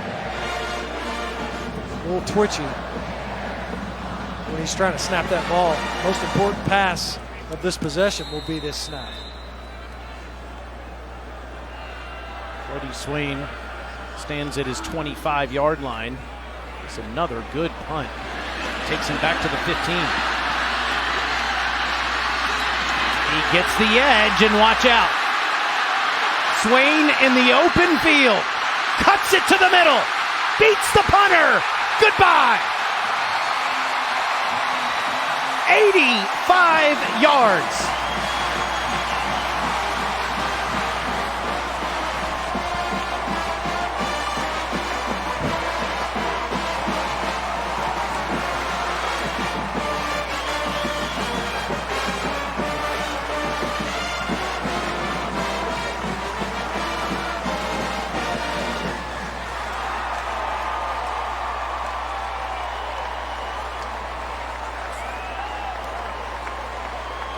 Special teams today for the Florida Gators are the reason why they have a commanding lead. Blocking punts and now scoring touchdowns off of punts.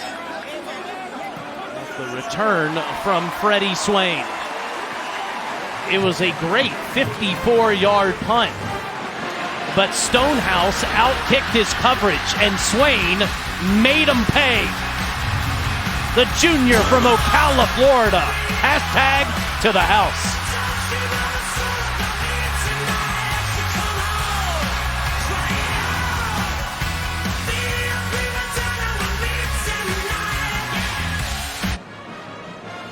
I'm going to show you a couple of blocks on this one. One is a non-block. Watch Chauncey Gardner, Will Johnson right here. Lay off of Izzy Matthews. Smart. They'll do it. But then watch CeCe Jefferson right here. He is going to get a shot. Right there. Bam. Right on Max McDonald in coverage. 2 smart plays. 1 big block, 1 smart non-block. Hawkins already with 1 good return in this game. It's another good one past the 35. Up near the 38-yard line. Coming up at 7:30 Eastern, week 3 of the college football season rolls on with Louisiana Monroe versus Texas A&M in our SEC Saturday night matchup. It's also streaming live on the ESPN app.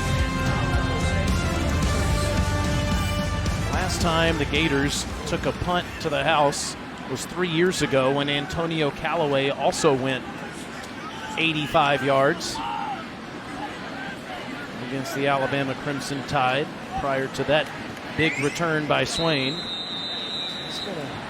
Special teams bonanza for the Gators. Then Trell Miller here, Stinch, down on the field.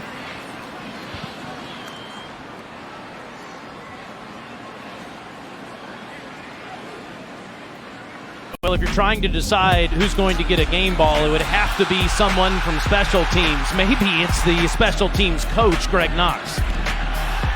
There's no doubt that has been the difference in this game.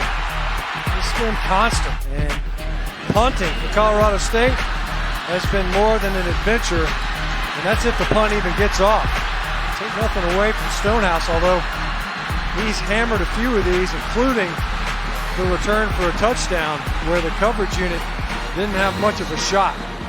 Be able to kick it within the coverage, and that time Freddie Swain able to take it all the way the other direction. Special teams has really been kind of the drumbeat of this game so far. Setting up offensive short fields and even scoring directly. Kinsey throw to Darius Wise out of the backfield for 3 yards. And you look at the total yard Stinch, there's only an 18-yardage advantage for Florida. They have 208 total yards, but they lead by 24 points because they're making all these plays on 4th down. You see that. It's a change of possession. It's a huge opportunity. You want every possession to end in a kick? Yeah, but you want that kick to actually be successful. Capture field position as opposed to forfeiting points. Down underneath is Preston Williams for the first down in the Gator territory for 12. See some guys back there haven't played together a ton. Obviously Trey Dean, the true freshman, talking with Jawan Taylor. True freshman had a chance to spend a ton of time with this safety and coverage. Williams showing great hands on that catch.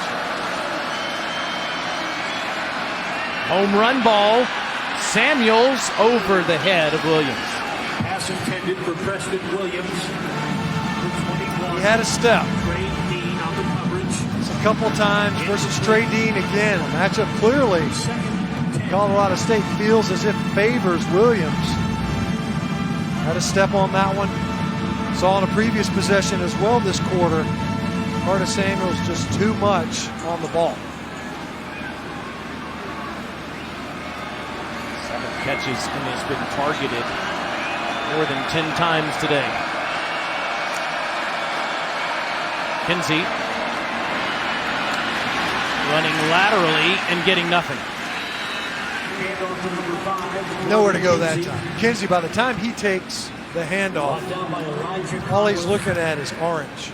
That's one of the challenges as an offensive front. You want to cover up color so that that back feels secure as he's heading towards the line of scrimmage. Then you get movement. That time, right now, the Gator front able to shed blocks and immediately force Kinsey to start bouncing his run as he's taking the handoff. Not ideal. You want to be able to press that line of scrimmage before he bounces outside.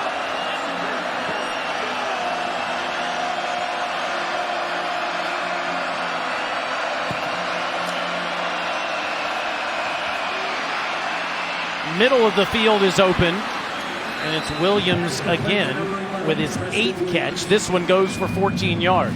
This time Williams in the slot, and they brought slot pressure. He ends up working against deep safety, comes up underneath. Good job by Carta-Samuels, able to step up a little bit in the pocket and deliver that ball. Around the edge, fumbled football, it's picked up. It's Feleipe that caused it.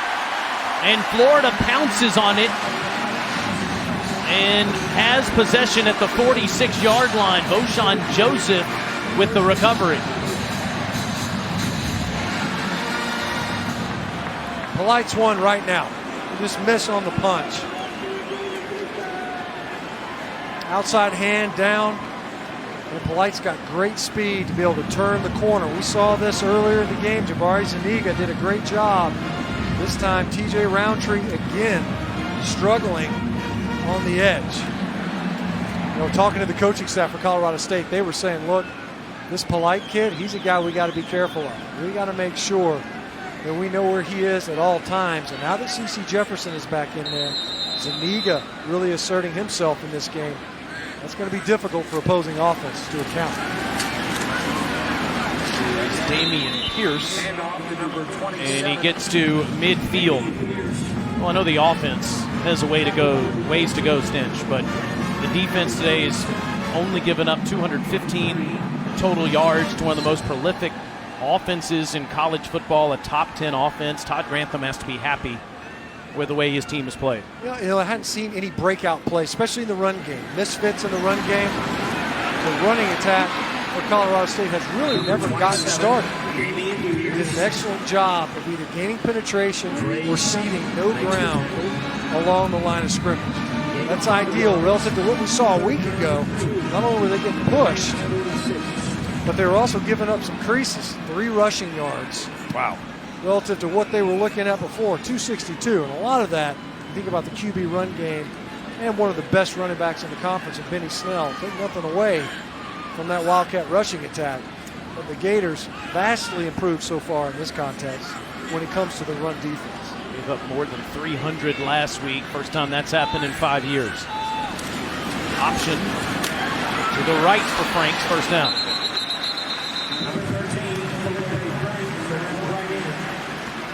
Big body at quarterback. We've seen this before. Dan Mullen and what he can do with a quarterback in the run game, especially. Franks is on the option offense in high school. A guy that can hurt you with his legs. No, he's not going to fill up the stat sheet, or hasn't thus far. But it's been relatively solid. You take away that bad ball in the first half.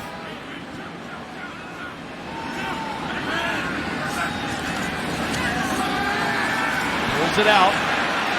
Deep ball. Touchdown! Van Jefferson.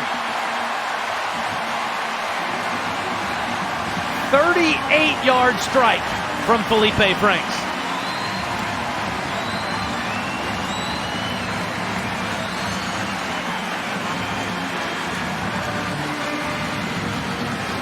We talked about Van Jefferson earlier in this game. He's one of those guys, as this season goes on, and as they gain confidence, protection holds up. Number 12 is a target for the deep ball. He's going to be able to get behind some coverage this year.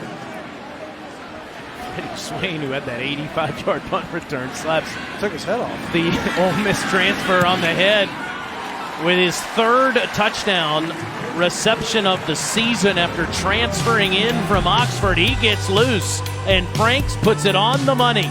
All Gators today in the Swamp.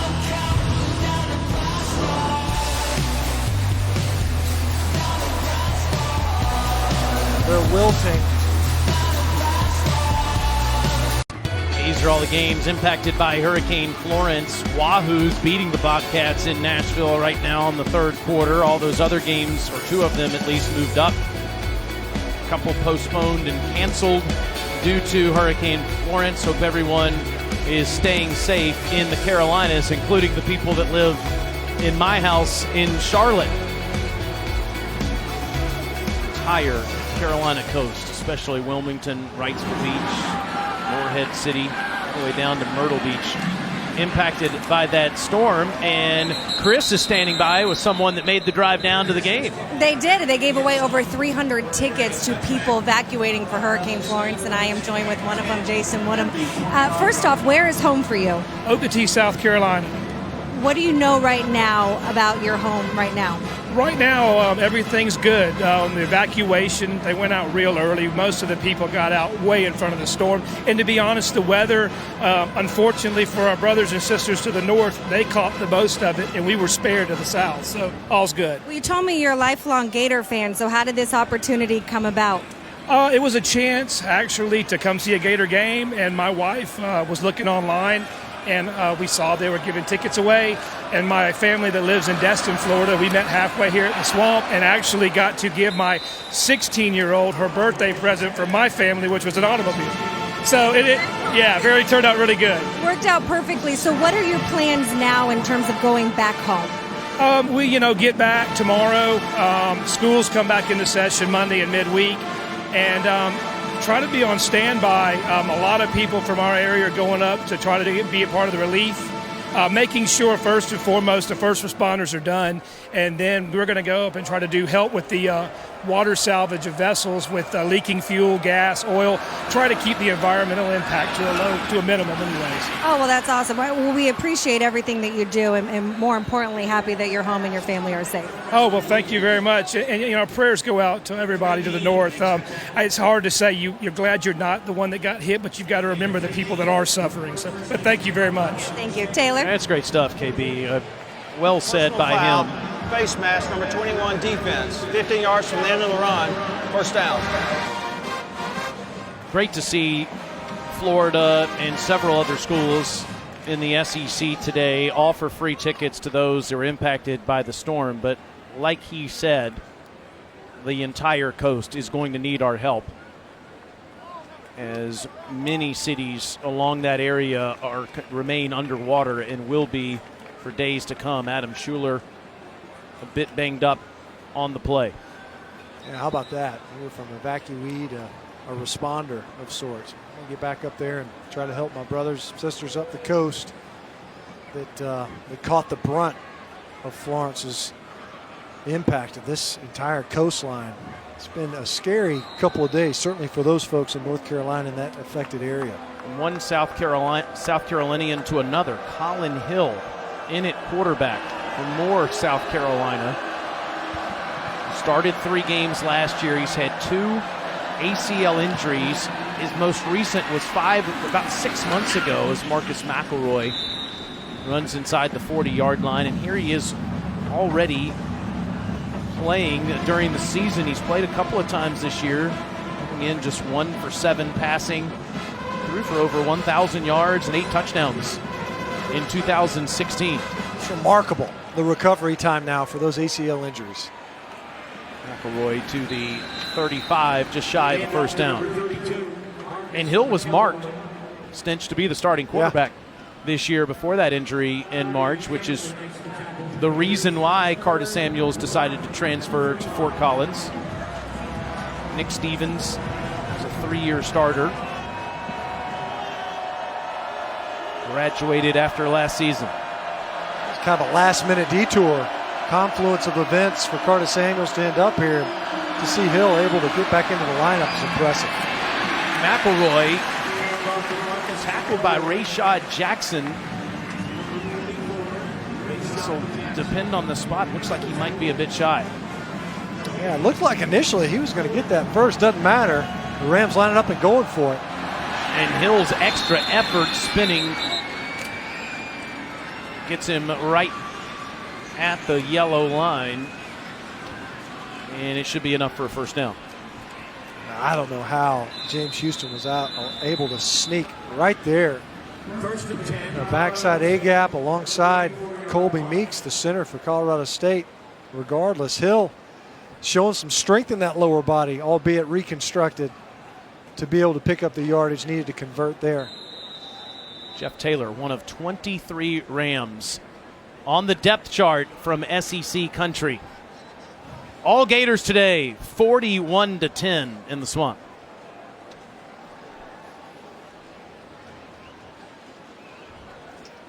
Here's what we have in the Southeastern Conference tonight. Bama and the Rebels just underway on ESPN. Ragin' Cajuns going to start Vegas on ESPN2 in 20 minutes.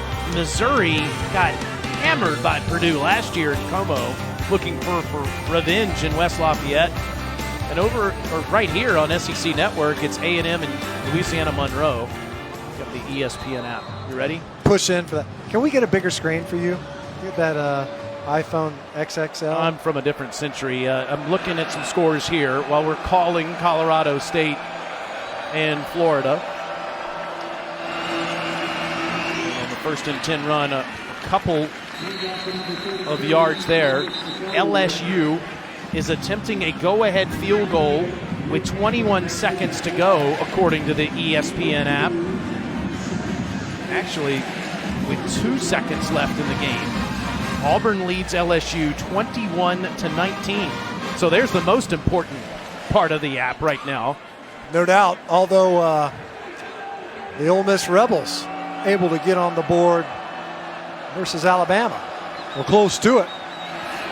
Near the goal line. Hill to the goal line. Incomplete, looking for Preston Williams. LSU has beaten the Auburn Tigers 22-21. How about that? I'll tell you what, coming into this game, you had to know that they had to affect the passers. You see Colin Hill delivering the ball downfield. Williams just barely incapable of coming up with that catch right around his knees. Working against true freshman and Trey Dean. He's seen a lot of action today.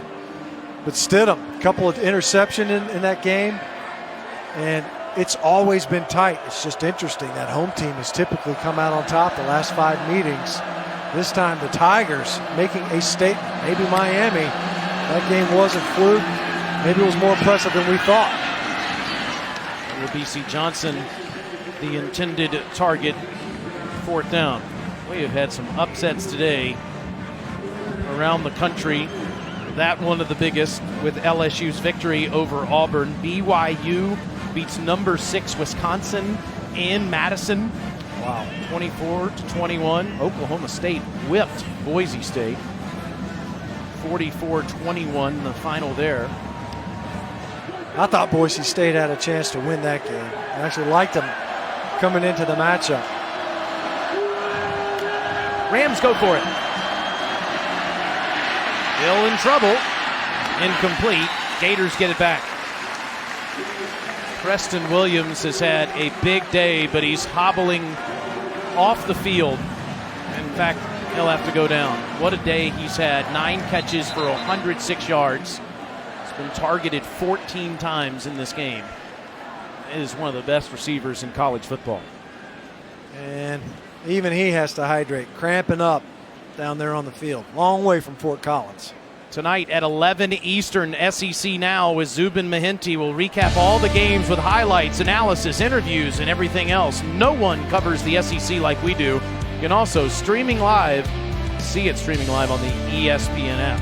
Get everything on this app. So yeah, Rebels just go in and Ole Miss leads. Boom. Right out of the gate. 7-0, 11 seconds in. Well, you know what? The question was, coming into the game, what's this Alabama secondary looking like? And versus Ole Miss, as bad as threatening a wide receiving core as you're going to find. And for DK Metcalf to end up in the end zone early in this game, unsurprising. That guy he was built in a laboratory somewhere. Although he looks like he could play power forward. He's a pretty good receiver. They lose Van Jefferson, Ole Miss does, to Florida, and they still have one of the best receiving corps in all of college football. Preston Williams transferred here to Colorado State from Tennessee. And Kyle Trask will get some action here. Sophomore from Manville, Texas. 3 for 3 so far on the season. A rushing touchdown last year. Has been in a battle with Franks for a couple of seasons now for playing time.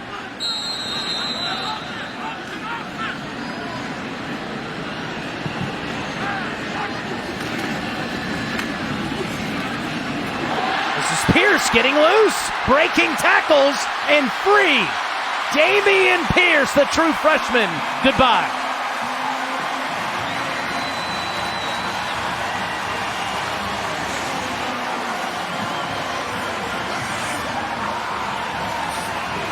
That's the longest play of the season for the Gators, 68 yards. That'll dress up the box score, too. Big plays like that. Run an inside run. We got subs across the board on the offensive front. Florida looking to run the football, shorten this game. Dameon Pierce said, I'm going to take advantage of my touches. They're high on this kid. He is a talent as a true freshman.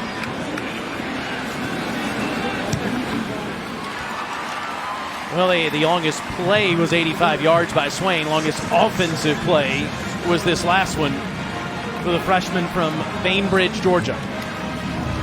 Well, we talk about the running back by committee, and albeit subs in the game at this point, bounces it right up the middle. just turns on the jets. It's just a matter of time. He's going to grow into his role. You know, Michael Pirine talked about earlier this week with Chris Budden how the running back position, it's more than just being a ball carrier in this offense. You got to know how you fit as a receiver, but also in protection schemes. It's not easy for true freshmen to grasp all those other elements of being a running back, especially in a system that's this demanding. But 27, he's going to earn some touches as well. I don't know. He's not going to unseat Jordan Scarlett, I don't believe, who will ultimately emerge as the bell cow back. At 27, I think will be more than just providing depth for the Gator offense. He's asking his coaches, do I still go out for the kickoff team? Yeah, freshman. You're still covering kicks, man. They could fix his jersey for him. Seems a little unsure of exactly where they want him to stand here.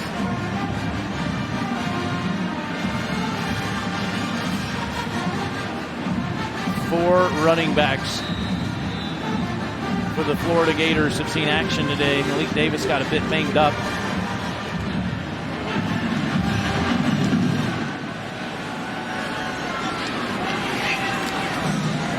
Will get it at the 25-yard line. Alabama very quickly ties it up at 7. You said it at the beginning of this broadcast. That is going to be a shootout in Oxford tonight. I don't know if it'll be a shootout for all four quarters. Only because, look, take nothing away from Ole Miss, the weaponry that they have at wide receiver. But the odds of them being able to keep pace, I'll say this. If I had to pick a team that's going to break serve, it's going to be that Alabama defense. How about 6 and 7, losing today, 8, barely surviving. It's early, man. First early charge timeout, Florida. 30-second timeout. We're still learning about our teams. This guy, he's still learning about his team. New to this program. It's been a while. It's been 9 years. A lot changed in 9 years. 2 coaches have blown through Gainesville since Dan Mullen was last on the sidelines here in Gainesville. And it's just so early in the year. Lots changed.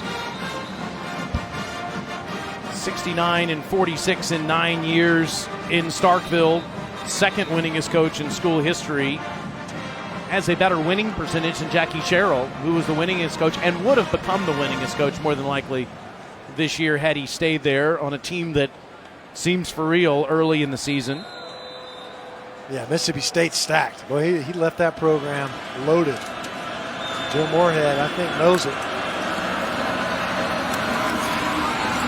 Bill hands off to Kinsey, who gets free, and Marvin's into Florida territory.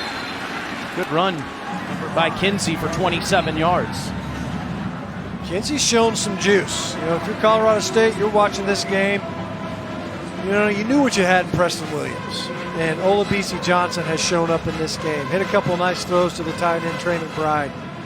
But Kinsey, right before the half, banged out a couple of nice runs, gave that offense some pop. You can see this guy, he runs with an edge and certainly brings energy to the offense when he's in the lineup.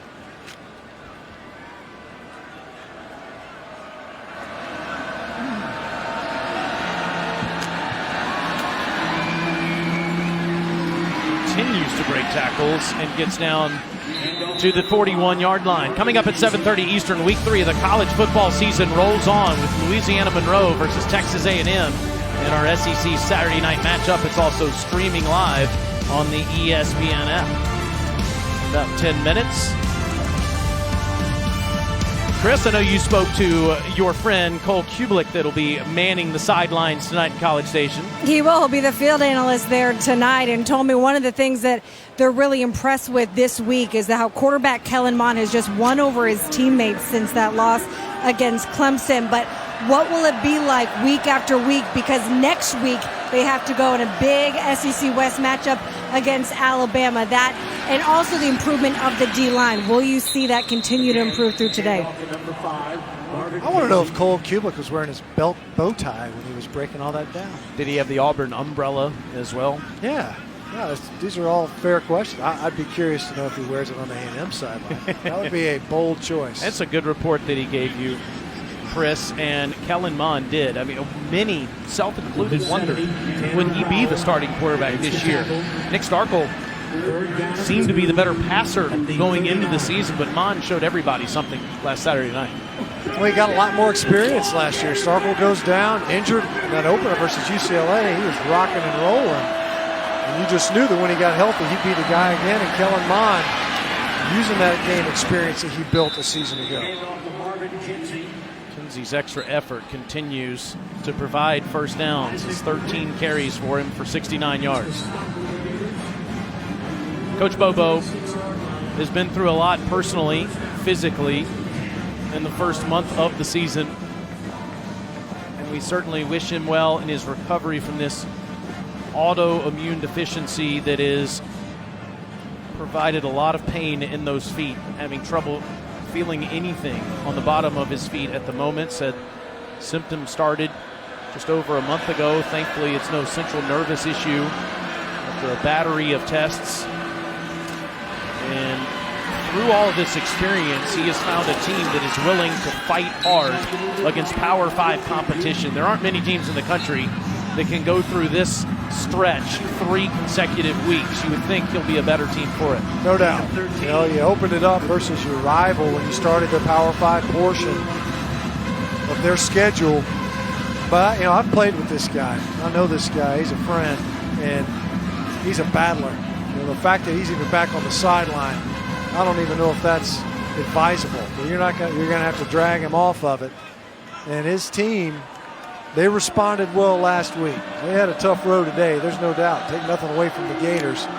But their head coach will be inspirational from a toughness standpoint. Never question his commitment to that program. Here's the upcoming schedule. Illinois State is in Fort Collins, a beautiful stadium that's been totally redone. And then the rest of the Mountain West Conference schedule. Big one on October 19th in Boise. Broncos with that big loss in Stillwater today. Mountain West Conference.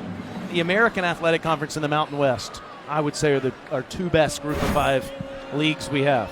Hey, you look at the teams that they can contribute to it. Now, Boise State comes up short versus Oklahoma State today. And they've got some good squads. San Diego State in there, and you've got some teams that they can compete amongst the Power 5, as we've seen. Colorado State getting a victory last week over a Power 5 Arkansas team, albeit an Arkansas team that got beat up pretty good by North Texas today. But they're capable of playing up, if you want to call it that, up into that other group of FBS schools.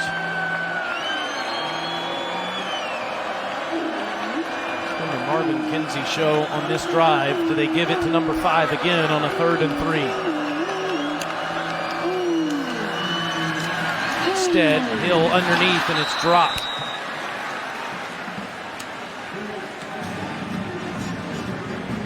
So it'll be 4th down for Colorado State after Isaiah Panunzio can't make the catch. Dan Mullen's team has the Tennessee Volunteers in Knoxville next week, one of the best rivalries in the entire SEC, with 2 brand new coaches.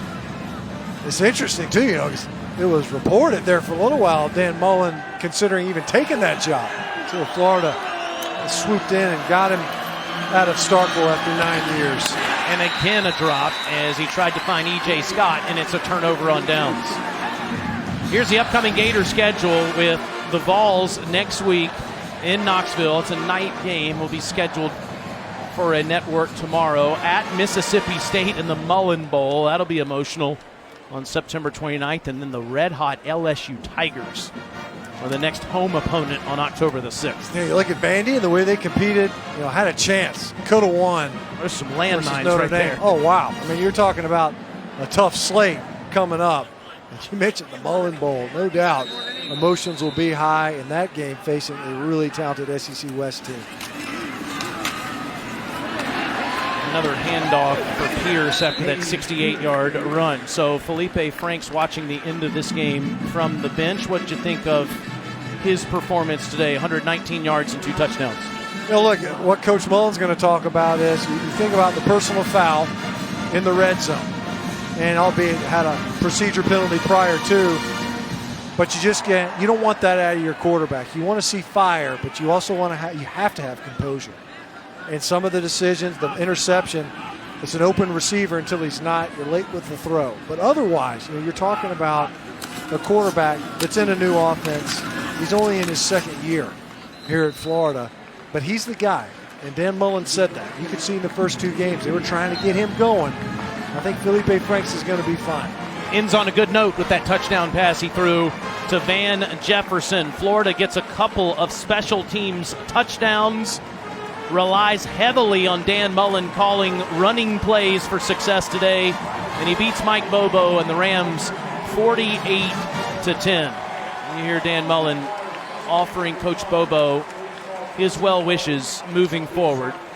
Mullen and the Gators will prepare to play the Vols next Saturday night. But first, Dan Mullen is standing by with Chris Button. Coach, you told me at halftime you wanted more strain. I'm not going to do the face you did, but how much strain? How much did you get? It's not bad. Not bad. We're learning. We're learning. I like there's a certain effort plays on special teams. I like the effort we're giving on some special teams out here. But, I mean, it's a great step for us. We got to learn to love winning. I talked about that the other day. So it's a great win for us out here. Team learning how to win, learning how to fight, learning how to get better, and we got to go compete our ass off at practice this week. You had the great special teams, some defense improvement on offense. Where were you most pleased today? I don't know. We're going to watch the film. I think everybody's starting to figure it out. Better communication on the sidelines, getting on the field. I think the communication, like our guys when they come off the field, getting into the mode of the game, making plays, and hopefully we played, when I watched the film, with a lot more effort than we played with the first 2 weeks. What kind of confidence can this win give this team when they got to go play Tennessee next week? Well, it's a win. You know what I mean? So, we got to get a lot better. We just get to do it with a smile on our face this week, last week came off. We had a lot of things to improve on. This week we got a lot of things to improve on. We just get to do it with a smile on our face this week. Thank you, Coach. Thank you. Taylor. All right, Chris. Dan Mullen with that strained face wants to see even more effort than you think that you're capable of giving. He loves to ask his players, did you give it all you got right there? No. Well, can you give more? Yes. And that's exactly his objective right now, and he got a very good performance in all phases today. Question is, does he expect his players to make that sound? Is that required as well? That's what he's looking for. Look, they wanted to coach from a win this week, and they needed to build confidence. They need buy-in. This is a cultural shift, and they're building this program. Dan Mullen's done it before, and if they're patient, and they will be here at Florida, he'll do it again. Progress. You got to get better week over week. I think Florida was capable of doing that. There were no huge leaps in this game, but they got better from the defeat a week ago and were able to get a runaway victory fueled by some of those effort plays. And Tennessee has stepped out of conference and crushed East Tennessee State last week, shut out UTEP today. So they have some confidence flowing too, but it's hard to know what to expect next Saturday night in Knoxville. Yeah, there's a lot of new faces. Both of these programs kind of hitting the reset button. This is kind of a measuring stick game in the SEC East, but also where are those two former powers, Tennessee and Florida, in their rebuilding efforts? Make no mistake, Dan Mullen is a winner everywhere he has been, including here. He beats Colorado State today, 48-10. For Chris Damiani, Dan McMahon, Matt Stinchcomb, Chris Button, I'm Taylor Zarzer. A&M and Louisiana Monroe next.